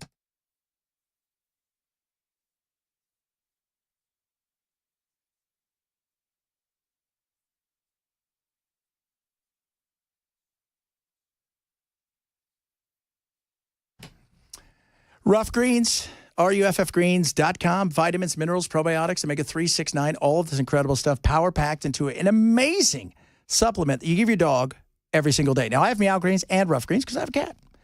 Right now, you can get a bag of either, and all you have to do is go to ruffgreens.com and use code CHAD. Now, it's a $20 value. You get it free. But here's the great thing. They're doing a 90-day challenge. You should take it. If you love your animals like I love my animals, 1 scoop a day is going to change your dog's life. You're going to notice shinier coat in the first 30 days with more activity, right? Some energy, better immune system, more mobility in their joints, and no shedding by day 60. And by day 90, better digestive tract. Their heart health is going to be better. It's incredible. Try a Jumpstart trial bag for free and take the 90-day challenge with Ruff Greens. Don't change a thing, just 1 scoop a day. Get a free $20 value Jumpstart bag. All you have to do is cover the cost of shipping. Ruffgreens.com. Use code CHAD. Ruffgreens.com, code CHAD.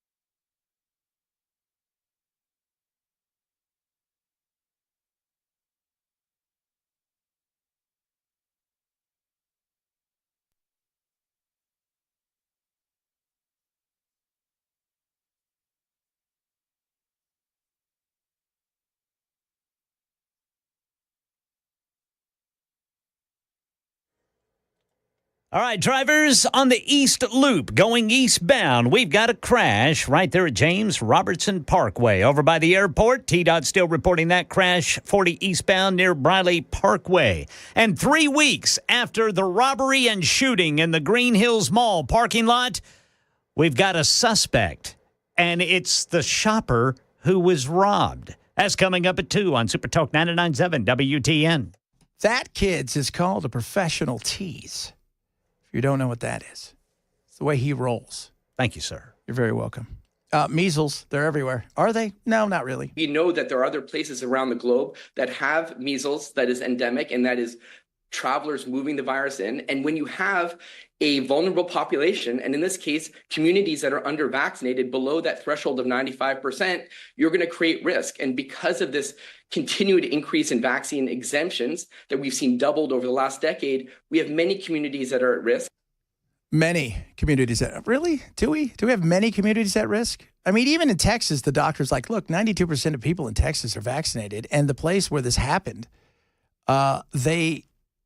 it's not that they're anti-vax in the Mennonite community. It's not. It's they don't go to the doctor, right? They stub their toe. They don't go to the doctor. That's just who they are. And that's not what they're telling everybody. Yeah. They're making it seem like, this is all RFK Jr.'s fault. We've never had the measles until he got in. Yeah, like they're going to have to shut down a mall and schools again.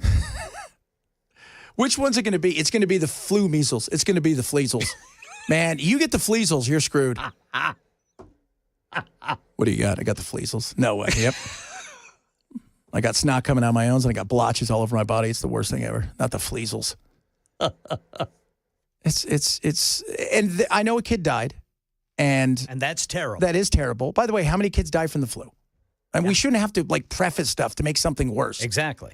It is a small percentage of people that have gotten this so far. And here's the other thing. They make it seem like there's going to be remember that movie? It was an Outbreak with Dustin Hoffman and them. They make it seem like we're going to have to blow up Lubbock. It's too late. It's already in New Mexico. Going to have to seal off Lubbock, Texas. Yeah, and if they try to move, blow them up. However, we still will be able to play football at Texas Tech University. That's right. Somebody go catch the monkey or whoever brought it in. It's a bat. Oh, that's right. It's a bat. How do you get to meet?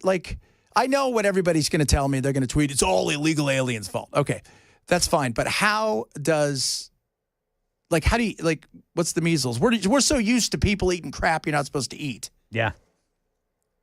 Yeah, how did this start? Yeah.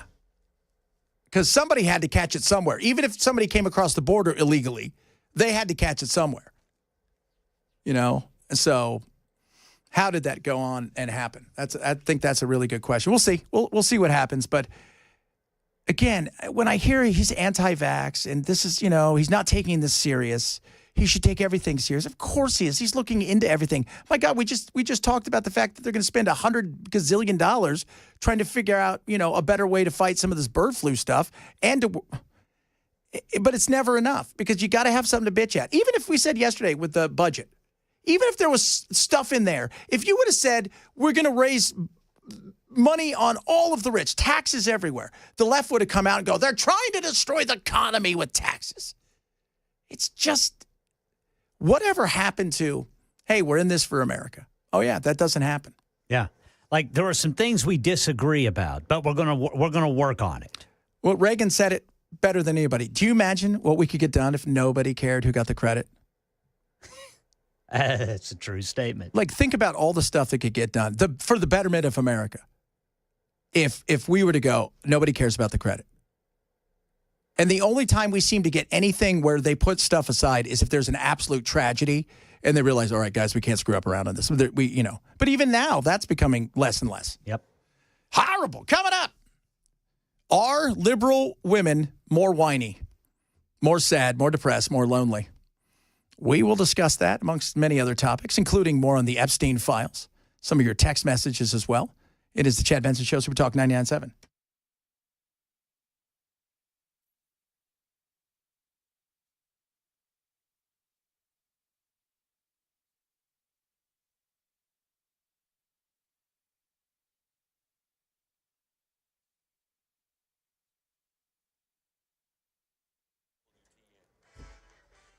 2 o'clock on the dot. I'm Ken Weaver with your top stories, and we've got the full forecast in 5 minutes. Epstein files update. Several social media influencers have been posting images of them at the nation's capital holding binders that read the Epstein files. It comes hours after Attorney General Pam Bondi said the documents about the billionaire financier who sexually abused underage girls would be released today. Well, the New York Post reports a source claiming to have reviewed the files said the release spans more than 100 pages, including a list of contacts, but no context. This person said the unveiling was likely to be a disappointment to anyone eager for bombshell new evidence about the billionaire pedophile's connection to prominent political and business leaders. A search warrant reveals new information about the death of 95-year-old legendary Hollywood actor Gene Hackman and his 63-year-old wife, Betsy Arakawa, and their dog. Their bodies were found in their New Mexico home late last night. The warrant says the couple and their dog had been dead for some time. It appears the deaths are being investigated as suspicious, as we hear in this report from Alex Stone. The autopsies will hopefully answer some of this. That could be weeks down the road if they do toxicology. The investigation, if they find any signs of a leak, right now they have not found any. They don't know what this was yet. Based on these documents and this search warrant that we now have, they don't know if this was carbon monoxide poisoning. They are looking at it. That still seems like probably the most likely scenario, but they've got to look at everything. It is suspicious, and they got to figure out why they died. Back to our nation's capital, WWE CEO Linda McMahon is just one vote away from being confirmed as Education Secretary under President Trump. She heads to a final Senate vote after passing a final procedural vote of the process today. And here in Middle Tennessee, 3 weeks after the robbery and shooting in the Green Hills Mall parking lot, News 2 says the shopper who was robbed is now a suspect. Metro Police looking for 31-year-old Genesis Denton, wanted for homicide. They say after getting robbed, he took off in a rented Volvo SUV. And new developments in the investigation of the Brentwood stabbing yesterday afternoon. The man who was shot has died. Neighbors say that man was stabbing a woman repeatedly outside of a home on Long Hollow Road when another neighbor intervened, shooting the stabber several times. This is Channel 4's Sharon Dankwa. Neighbors say that a next-door neighbor came out with a gun, tried to break up the man from stabbing the woman multiple times. When he wasn't able to do that and the woman kept getting stabbed, the man then pulled out that gun and shot the man multiple times. And again, that alleged stabber has now died. The woman is recovering. No charges have been filed, but it is still under investigation. That's the latest news. Weather's next. I'm Ken Weaver, WTN News.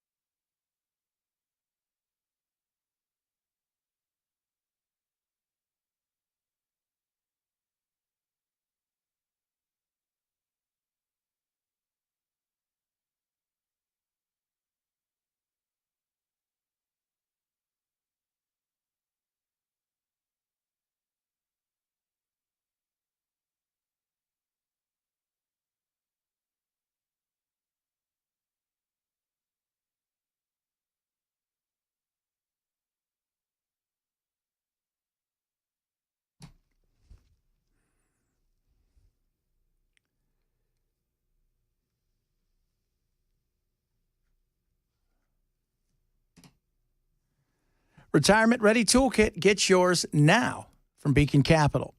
Presidential elections happen. Obviously, there's some uncertainty in the world, the marketplace itself, and you're maybe at that retirement age or in retirement, and you're worried about what might be. Beacon wants to help you with that. And the beauty of it is you can go see them, shake their hand, break bread, as I like to say with them. So if you're in retirement or nearing retirement, this is what I want you to do. Get that Retirement Ready Toolkit. It's not going to cost you anything. It's no obligation, no pressure. You're going to get a Money Enough for Life book, a retirement planning checklist, and a Maximizing Your Retirement Income white paper. Again, no cost. Go down, no pressure. Say hi to them. Give them a call. Set up an appointment and go see them. Tell them I sent you. 615-488-9303. 615-488-9303 for that free Retirement Ready Toolkit, or check them out online at AskBeaconNow.com.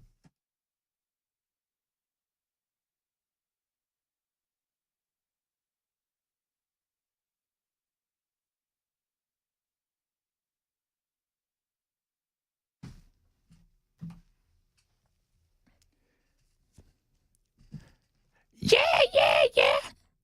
I'm seeing that, there's nothing new in this whole thing.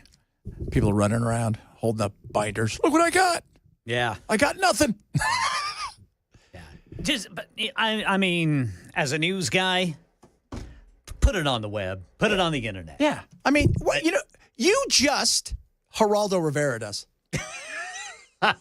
All right? We opened it up, and guess what we found? Nothing.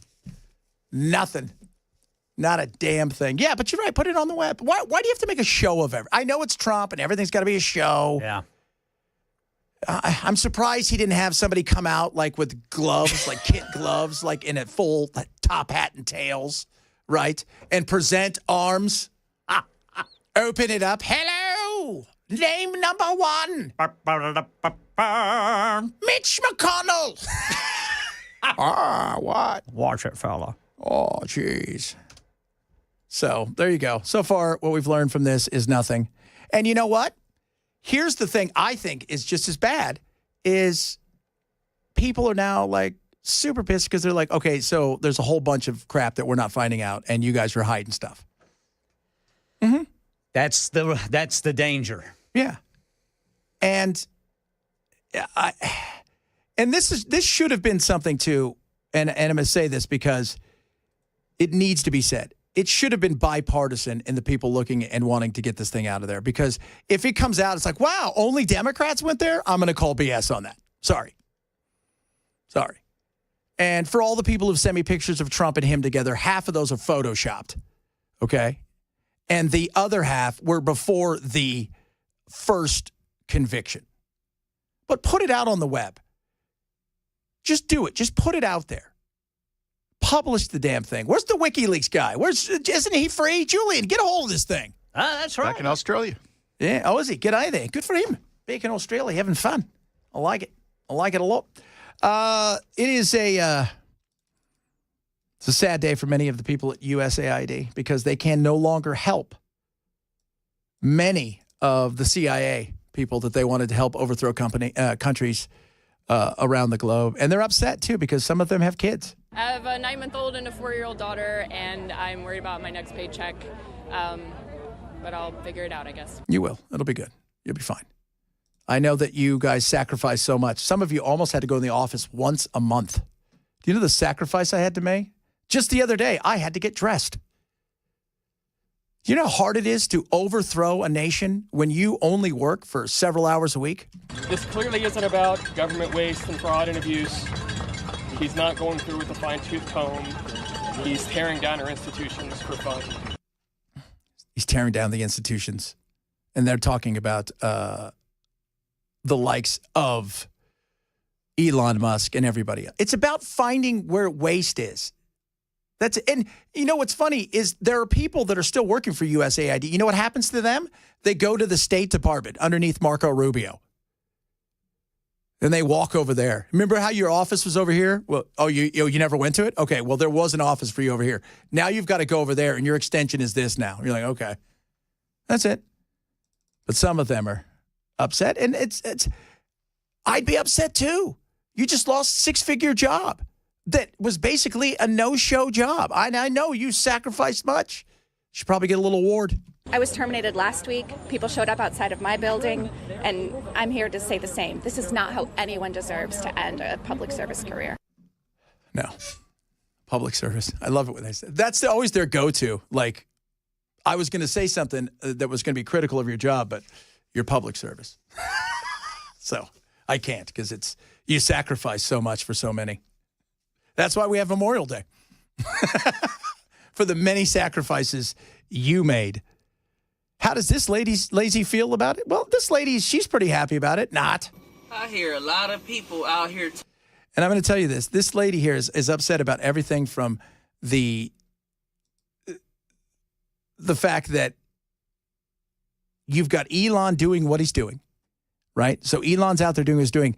And it's so bad, according to her, that it's like a Korea. And you're saying to yourself, what Korea would that be? That would be North Korea. And I had to beep some of this stuff earlier because she is a bit of a potty mouth. I think I erased it. That's how I do it here.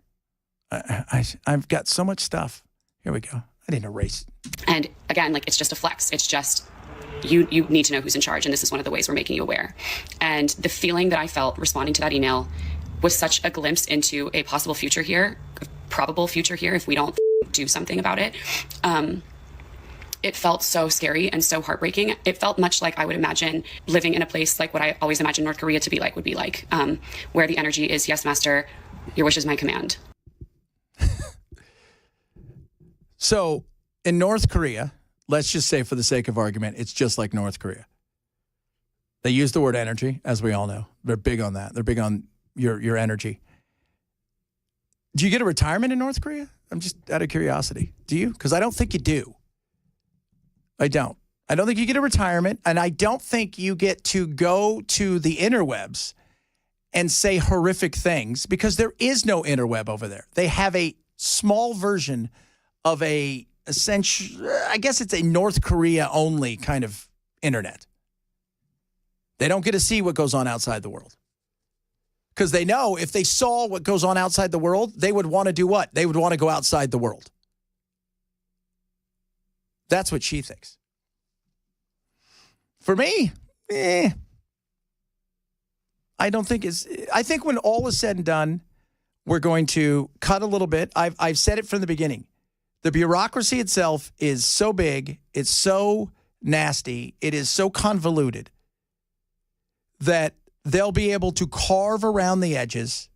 They'll be able to cut a few things here and there. They'll get rid of some of the ridiculous stuff out there, like, hey, we're going to give this country $25 million to do X, Y, and Z. Who's our spy buddy, John? What's his name?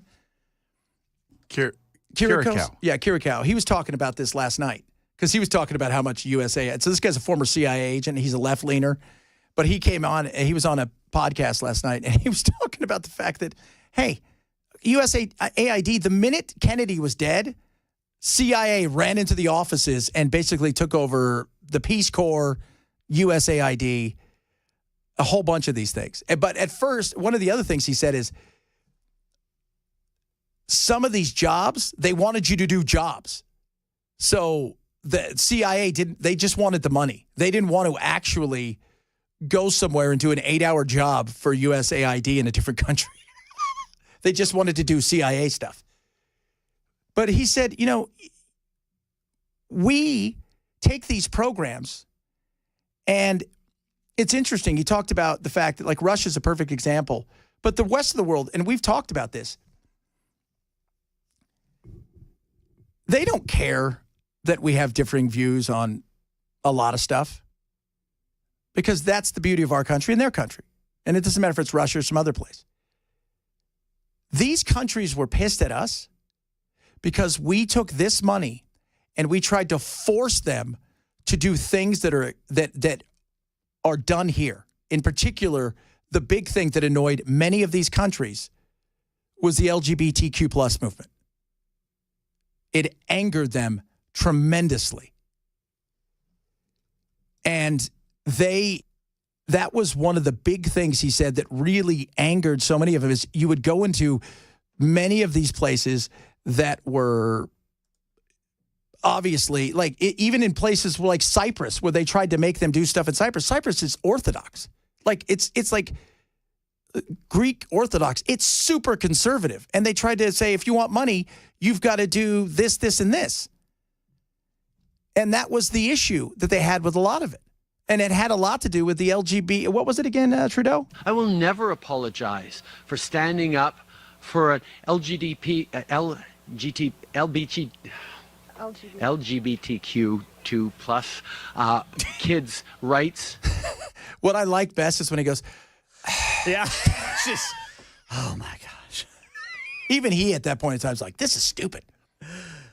But when you think about all that stuff, like we're going into, Latvia, which is kind of conservative and probably not a big fan of lots of, the freewheeling San Francisco lifestyle that apparently Democrats think every nation wants. Yeah. They weren't thrilled with it. And it's, like we're talking about doing the puppet show in countries, to spread diversity and whatnot. And the only thing the puppet would say is you should keep that to yourself. Or else. Because if you don't, and, these organizations and what was it again, Mr. Trudeau? For an LGBTQ2 plus kids' rights. And that was a big deal. And that's what he said a lot of this nightmare really began because, like, for us to fight terrorism in a lot of these places, which is what we were trying to do in some of these places, we weren't giving money like China was. China gives money and they have you once you take it. But you don't know that. You think they're doing it out of the kindness of heart, but we've all watched mob movies. We know how this happens. And so China gives money and they don't expect anything or say anything. Now they're going to come a calling one day and expect something. But we give it with these things that go completely against their principle of who they are as a nation and what they believe. Nuts. Gene Hackman has passed away, age 95. I still think they're trying to figure out what happened. And some of you are chiming in on that. No, the dog did not kill everybody and then take his own life. I think what happened was, it's got to be carbon monoxide, don't you think? Just has to be. What if she killed him? Let's start a rumor. All right, rumor time. What if she killed him, then felt guilty, then decided the best thing to do is kill the dog, then kill herself, and then make it look like it was carbon monoxide? That's a rumor. We could get that going. We could. What about the pills? That's interesting. Well, they're old. What kind of pills were they? That's what we haven't heard. Was it, because they made it sound like he fell in a room. Yes. So, well, he's 95. I mean, you fall. That's usually a bad thing. So that's why you don't want to fall. So if he fell in a room and it was a hard floor or something, he could have, she couldn't have got him up. I don't know. So, but they said, not to get too gross, like you said, he was pretty decomposed. That's why they say the toxicology is going to take a while. God, he was such a great actor. He was so awesome. He could do anything, man. He could be anybody. I love him. I think he's amazing. I still think I give the nod in his generation, if you will, to Duvall. Oh, yeah, Robert Duvall, man. I just give a nod to Duvall. Just a smidge, because I think Duvall was... I often wondered, was Duvall just being Duvall? Could have been. This is who I am, so I'm just going to act it out on stage. Pretty much. Yeah. He was pretty much the same person in every movie. Yeah. Yeah. He was. Except for... Well, I mean, in The Godfather, he wasn't quite as... in The Godfather, I have to say Robert Duvall was not folksy. No, he wasn't. But the rest of the time he was. Yes, yeah. Kind of a southern, folksy fella. Very everyman. Yeah. In a lot of ways. Just a smidge to Duvall as being just a little bit better. I think maybe... I just like the characters, I think, better. But the characters I still think the Poseidon Adventure was brilliant. He was amazing. And you love Mississippi Burning. Yes, sir. He's just incredible. So 95, passed away today or yesterday or 3 weeks ago. We're still not quite sure what happened. We'll have more on that in a little bit. It is Chad Benson Show, Super Talk 99.7.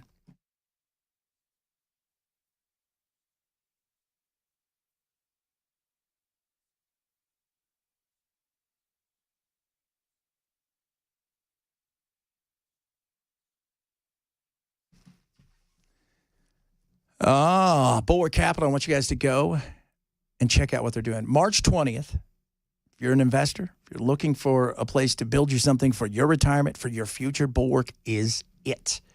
They're having a 100-day webinar with my buddy Zach Abraham, Chief Investment Officer, and that's where he's going to walk you through all the things that are happening during these 100 days. Look forward to the rest of the year, and on top of that, talk about what it is that Bulwark does. Lower risk, lower cost, lower volatility. Look for the most upside potential. That's what Bulwark is all about.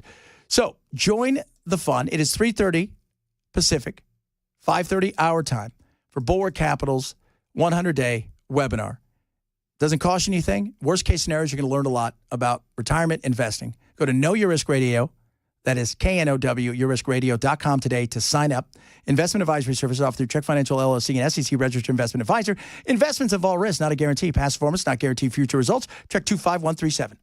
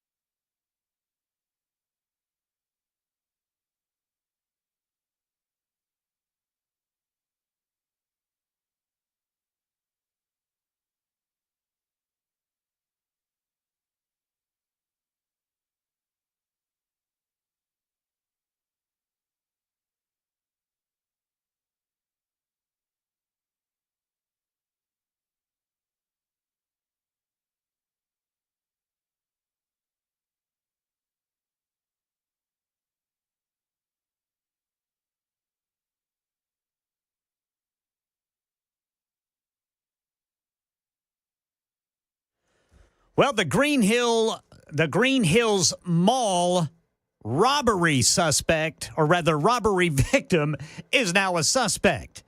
Is that clear? That's coming up at 2:30 on Super Talk 99.7 WTN.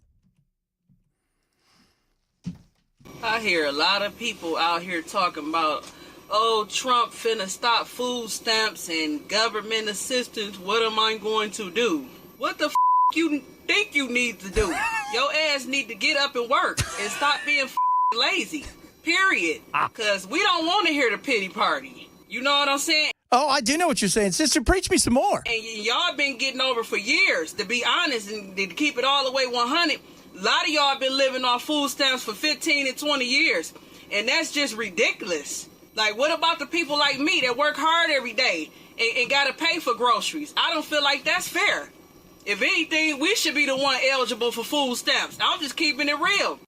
Girl, I love it. Should we hear a little bit more? She's very excited. A lot of y'all are lazy. Y'all don't want to do shit, but yet y'all steady laying up having babies, sitting around crying, and you know what I'm saying? Don't nobody want to hear that shit. Get y'all ass up and work, period. Plain and simple. Yes, it's that simple. It is. And I heard, Mike Johnson, made-up name, talking about,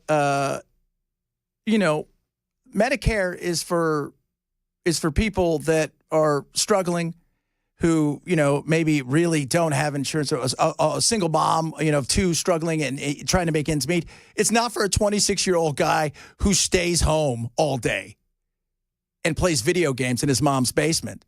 He needs some self-respect. He needs to get to work. He needs some Jesus. That's what I'm saying. She was she was fun. I like that. Liberal women, super sad. If you don't believe me, there is can I say this? There is a study for that. Okay, so we have a new poll out that shows liberal women are the most unhappy, lonely, and conservative women ages 18 to 40 are married at rates that are 20 percentage points higher than liberal women in the same age group. Look at these numbers, you guys. So liberals are married at 31%, moderates at 37%, conservatives, 51% of them are married. Yeah. And the study is very interesting. So I pour through the studies. I look at a lot of studies every single day. And there's a lot of reasons. It wasn't even so much that they were lonely and sad and not married. It was also how, as we've talked about, little unstable a lot of them are, and how they catastrophize things, which was another big thing they looked at. Brad Wilcox, a sociology professor at the University of Virginia and a fellow at the Institute for Family Studies, he went through the data and he said, look, couple the reasons why conservative young women are more likely to be happier than their liberal counterparts. One, and this is they embrace a sense of agency, meaning they think, hey, I'm a part of something. The bigger structure and the construct of patriarchy and male, I'm not a victim here. And they said the other thing was they do not catastrophize things.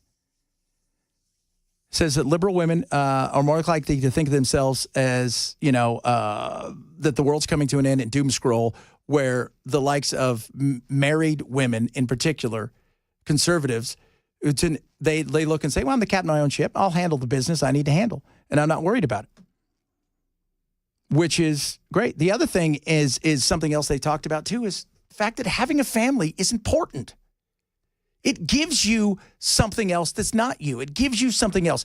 It's crazy to think that we've gotten so far away, but you got to think about how we've talked about the liberal woman and the mindset. And I'm not talking about a 57-year-old guy. I'm talking about especially these young, because this was 18 to 40, how miserable they are, how they talk about their life has no meaning, how they don't go to church anymore, which is another big thing that conservative women do, and men do, and married men do.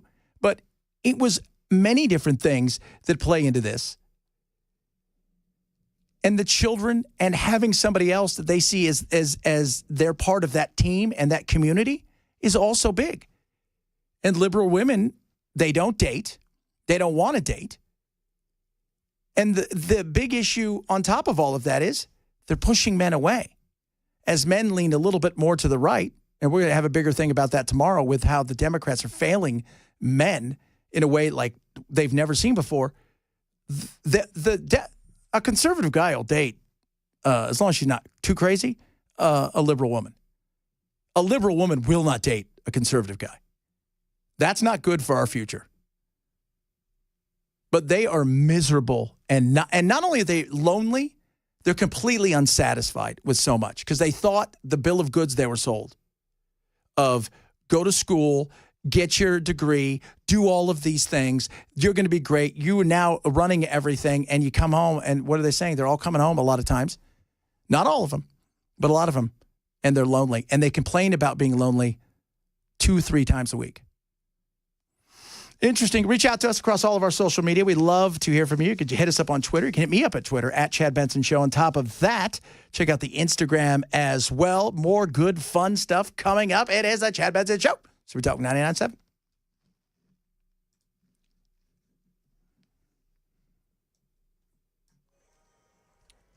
Drivers, we still got that issue over on the East Loop going eastbound at James Robertson Parkway. Police reporting a crash, and the full forecast is coming up in 5 minutes. Several social media influencers are posting images of a binder that reads The Epstein Files, Phase 1, which they've been given, but so far no bombshells related to new evidence about the billionaire pedophile's connection to powerful people, including politicians. The New York Post claims to have spoken to a source who has reviewed the files, who says anyone eager for that type of revelation is going to be disappointed. New details in the death of Oscar winner Gene Hackman, who died at his home along with his wife and dog in Santa Fe, New Mexico. ABC's Alex Stone has been reading the warrant to search his home. When deputies arrived at the Hackman home, they found an open front door. They went inside and first found Gene Hackman's wife, Betsy Arakawa, dead with pills around her and a space heater next to her head. Nearby, their German Shepherd was dead inside of a closet. And then in a mudroom, Gene Hackman was found dead. Investigators say there are no signs of foul play, no signs of trauma. Why they died is not yet clear. It appears they had been dead for quite some time. Here in Nashville, it's been nearly a month since the robbery and shooting in the Green Hills Mall parking lot, and today Metro Police say the victim of the robbery is now wanted for homicide. Police say they're looking for 31-year-old Genesis Denton, who was robbed and then, as they put it, fled in a rented Volvo SUV. And the Brentwood stabbing suspect from yesterday afternoon has died. Witnesses say he was repeatedly stabbing a woman outside a home on Long Hollow Road when a neighbor came outside, tried to intervene, and when the stabber wouldn't stop, the neighbor pulled a gun and shot him several times. The woman's recovering from her wounds. Police say the neighbor who intervened has not been charged, but the investigation continues. And President Trump hosting UK Prime Minister Keir Starmer at the White House for discussions on ending the war in Ukraine. President Trump had this to say about Vladimir Putin keeping up his end of the deal. I think he'll keep his word. I think I've spoken to him. I've known him for a long time now. We had to go through the Russian hoax together. That was not a good thing. It's not fair. That's the latest news. Weather's next. I'm Ken Weaver, WTN News.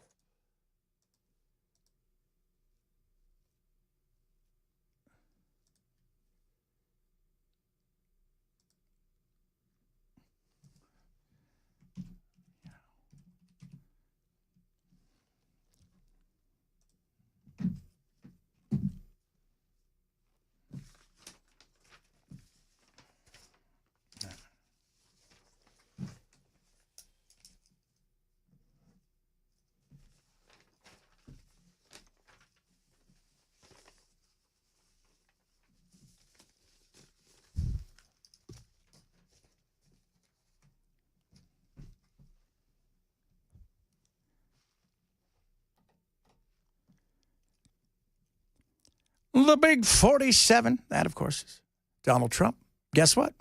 Wellness Institute of Nashville has the Big 47 for you.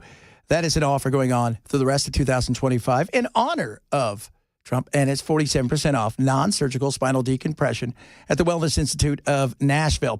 So how does non-surgical spinal decompression work? Spinal decompression machine heals the disc by opening the disc so the blood and nutrients can get to the area and heal the spine and disc nerve. They've got knee decompression that's similar as well, but take advantage of this because there's no reason for you to be in pain. All right, I've been there. You don't want to be there. And you've probably exhausted all these other things. You're like, you know what, Chad? All right, maybe one more thing.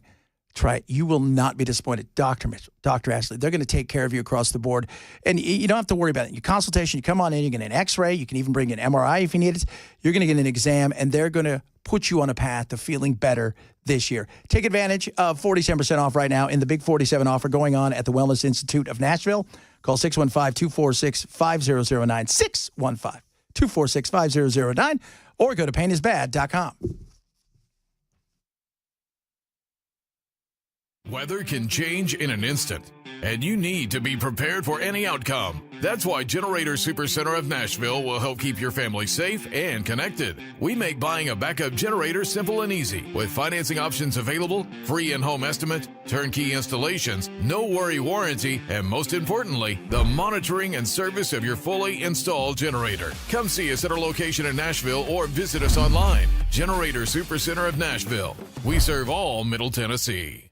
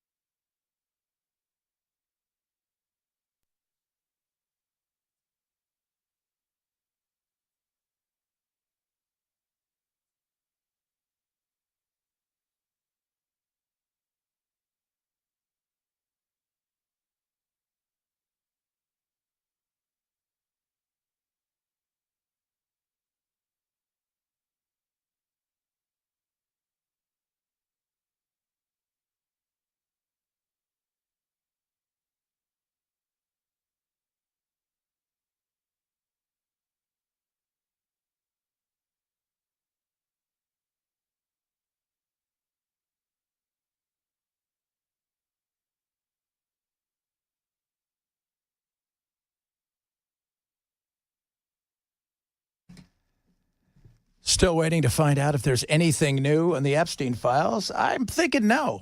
Yeah, I think this is great. This is a huge step towards transparency. Donald Trump said he was going to be transparent with the American people. Our House Oversight Committee created a task force to try to get more of what we call American secrets out in the public. The American people deserve to know who was on that Epstein list and whether or not our government was spying on people and allowing this to happen to get leverage. Were people being blackmailed? This is a national security concern. So I applaud Pam Bondi for releasing this later on today, and I'm like you, I'm going to learn a lot once those names are made public. Rep Luna said, "There's nothing here. This is a joke." Yeah. Everybody else running around out there holding up their little book. Look what I got. Look what I got. You got nothing. If it threatened their power, they wouldn't let you see it. Yeah, exactly. Yeah, if it threatened their power. And here's a question. I mean, what if Trump was on there? I don't think he was, but what if he was? Do you think they're going to release that? Hell no. No chance. What if, it's... And the other side of it, and I know some of you are like, how dare you say that? Really? Really? Are we going to do this here with him? And Trump may have liked him young, but not like that. I look over there and I think to myself, they're not going to release any of this because I bet you some of it's national security. This guy spied for probably everybody. And by spy, he was a honeypot catcher and supplier of things that nobody should have. And in doing so, he got people in compromising positions that maybe got things moved in certain directions, billions of dollars, things like that. So you learn nothing. I'm sure people are upset about it. This is not what we need. This is all you're going to get. So if Trump was on there, it would have been released. I don't know if it would have been because they don't seem to care. I mean, I continue to say this. I would rather not have it out there than now what you've done is you've pissed off a lot of your base and they trust you less. That's it. You didn't get anything out of this. There wasn't a big win. And, it is, I joked about it earlier, but it does feel a little bit like the Geraldo Rivera thing. Man, I watched that on TV. Do you guys remember that? I was so excited. I mean, looking back, I'm like, what did we expect to find? I remember there was basically just a big pile of debris, and there was a bottle. I'm like, oh, it's an antique bottle.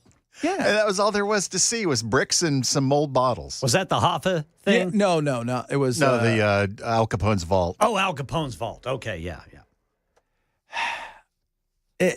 And the poor look on Geraldo's face when there was nothing in there. He was just inconsolable. The funny thing is if you look back on it, you're like, what did we expect to find in there? Tax records, the cure for syphilis. I mean, well, he didn't use that. That's for sure. Yeah, that's why it was in the vault. It's just if you think about it, it's like, what did you expect to find? $500,000 in cash, gold, fingers? No, none of those things. A body, all squished up. Ladies and gentlemen, Elon Musk, as you guys know. Now, I want you to listen to this. This is our stupid view clip of the day. And Elon Musk kisses his butt and strokes his tiny ego or big ego, whatever it is. And he doesn't get to he can take a nap while the guy who's not born in this country, who was born under apartheid in South Africa, so has that mentality going on. He was pro-apartheid, as I understand it. He's a naturalized citizen. Right? Now. He's a naturalized Now citizen. he's a naturalized citizen. Oh, really? How did he do that? Did he come over the border legally? He had an H-1B visa, I He believe. flew in. Yeah, he allegedly overstayed that visa. Yeah, but I think this is just perfectly wonderful for Trump. He can take a nap and let this foreign agent, an enemy of the United States, do his job. Anybody else?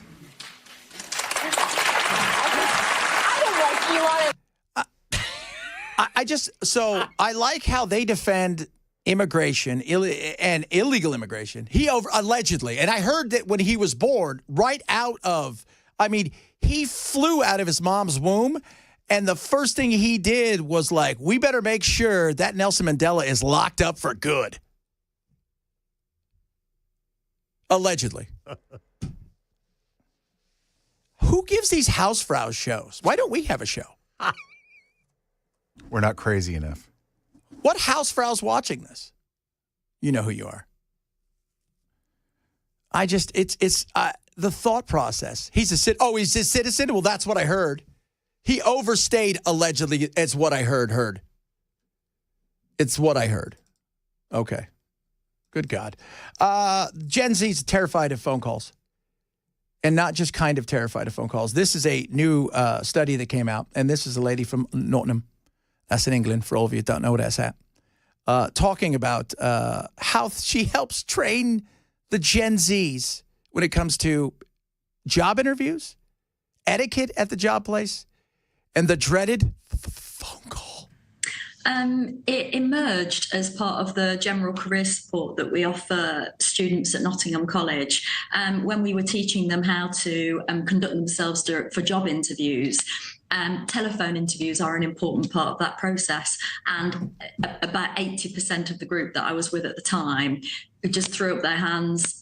They were horrified and said, we cannot make and receive telephone calls. That's not how we communicate now. And so the specific training that we've developed at Nottingham College has emerged kind of off the back of that, really, that they're just not used to making and receiving telephone calls. They use their phones for everything other than making and receiving telephone calls. That is insane. They just throw their hands up. This is not what we do. Okay. It's not about you. And I think that's the one thing we need to reiterate to the younger generation. This isn't about you in this situation. You're an employee somewhere. And their place happens to, every once in a while, take phone calls. This is not the first lady. I was talking to somebody down there who is also a millennial, downstairs. And we were joking about this because she is not afraid of phone calls and Zoom and all that stuff. And I was telling her that there are kids, young people, that work at places that will not answer the phone of the work out of the fear of, I don't know what. I don't know what they think is going to happen to them. No idea. What do you think is going to happen? Like, do you think that somebody's going to bite you? Well, there's a certain amount of laziness that's involved in texting because it's not like you can't force the immediacy of it. You know what I think they're terrified of? Interacting with humans? Yes. But somebody's going to ask them a question they don't know that they feel that's going to make them look bad. And so they would just rather not do it. Whereas if they got that question over text, they can pause, try to find the answer or whatever, and they feel more in control. Yeah. That's why I tell my kids, it's great to not know something rather than think you know something and then spout it. Say, I have no idea what you're talking about. Let me go see if, or explain it to me. It's that simple. When I was a kid growing up, there's no stupid questions. They don't even do that. It's crazy. I can't believe that. 100%. It's the fear. They lack the visual signals of, I can't see what someone is that they're not, you're missing the gestures. I can't see how someone is responding to me. Are they laughing at me? So it's all that kind of insecurity in lacking those visual signals that they're getting, and coupled with the lack of practice. So they're not having the opportunity to practice those skills, because so many organizations these days, if you call your bank, you'll go through to an AI assistant or a virtual chat box. So actually, the opportunities for them to demonstrate their skills and improve the skills are less prevalent. Wow. Yeah, I forget about that. And look, I'm kind of the same way. Like Sandra says the guy who won't take phone calls. Yeah, because we've done the research, and we know what the research says. The growing up, like for all of us, like I don't like talking on the phone that much. I'm not a big fan. There are some people that find, and I know if there's some people, if so-and-so is calling you, it's important. Because otherwise they text me. And but I don't mind talking to phone, but I'm fine with the Zoom and all that kind of stuff. I got zero problems with that. But as a kid, it should be about you've got to learn. You've got to learn to have a conversation, because it's not just about, again, it's not about you. But there are people out there that charge $400 an hour to go in and train Gen Zs how to talk on the phone. That's crazy. It's fascinating if you can get away with it, right? If you can. Reach out to us across all of our social media. A big reminder, it is Tuesday night. Bell, tell everybody how they get tickets to the Nashville Palace event, State of the Union. You go to Super Talk 99.7 WTN, or if you're on the feed, if you're on the stream, whenever the Be Right Back sign comes up, you'll see the QR code on there. Same screen that has the four faces of our beautiful hosts. Okay, there you go. That's us. And then Brian's going to be there too. So also beautiful. And Joan and Ken. Joan and Ken, beautiful, beautiful. I won't be. Can't wait to be there. You'll recognize Joan with her big goatee. And I'm kidding, Joan. With his long black hair. That's right. So get your. I'm telling you guys, come on out, and it's going to be so much fun. We're gonna do stuff with his hair. I think the singer's going to be there. The singing barber. It's going to be great. We're going to break bread. You can come yell at me if you want to yell at me. Ask me questions if you want to do that. So Matt's cutting his hair regardless? Yes, I think so. So it's just good. How, you know what we should do? Like one of those things you ever seen when you're trying to raise money and they fill in the certain area? Right. So like if you get to this many tickets, we're going to cut it to here. If we get to this many tickets, we'll cut it. And if we sell the whole thing out, he's bald. That would be so great if we were able to shave his head, or at least crew cut it. He's a filthy long hair anyway. He is, like you. Filthy long hair. What? No. Or as Les Nessman used to say, a dungaree. Oh, a dungaree. Which is, when I was in England, those are overalls, as we call them. Oh, really? Dungarees. Oh, I like your dungarees. That was very big in the early 90s, dungaree. Everybody wore dungarees. And caterpillars. Caterpillars. The work boots? Did you ever use the word knickers in the wrong context? No, I knew what they were, but I used the word fanny in the wrong context. Ah, yes. Because fanny is the opposite of what you think it is. Think of the thing in the vajayjay, if you will. And so, there you go. And by the way, bloody is a bad word. So that's what I understand. Yeah. Yeah, and a cigarette is Well, and what we'd consider it's slang. weird because I don't want to be graphic, but there's a certain word that you use for women that when you're trying to be just excruciatingly harsh. Over there, it's just like another throwaway word. My first practice when I was over there, this Irish guy named David Puckett. He had the worst mouth I had ever heard on a human being, and I got called the C word. In fact, I got to the point where I thought that was my name. It's my name. But the disparity between the way we use it and the way they use it is exactly. it's night and day. It is. It's like the over there. It's not a big deal. They don't freak out about it. Women use it. Guys use it. Here it's like we're wrapping up straight ahead. We got Matt with his long hair. We're gonna talk to him about what he's going to talk about. Could it be Epstein and the island? Probably not, because we've covered it and nothing happened. Wah, wah, wah. Super Talk 99.7.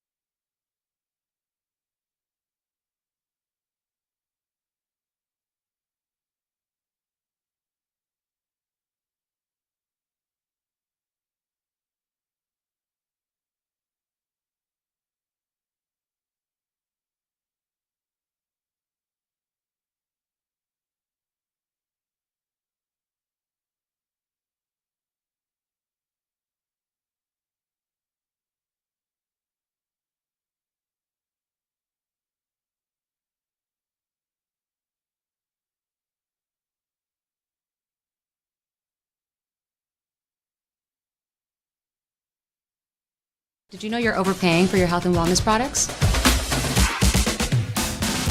With over 20 company-owned brands offering its members vitamins, supplements, wellness, and skincare products, you're able to save up to 70% off retail. Members Nutrition can't change your life, but we can change the way you live.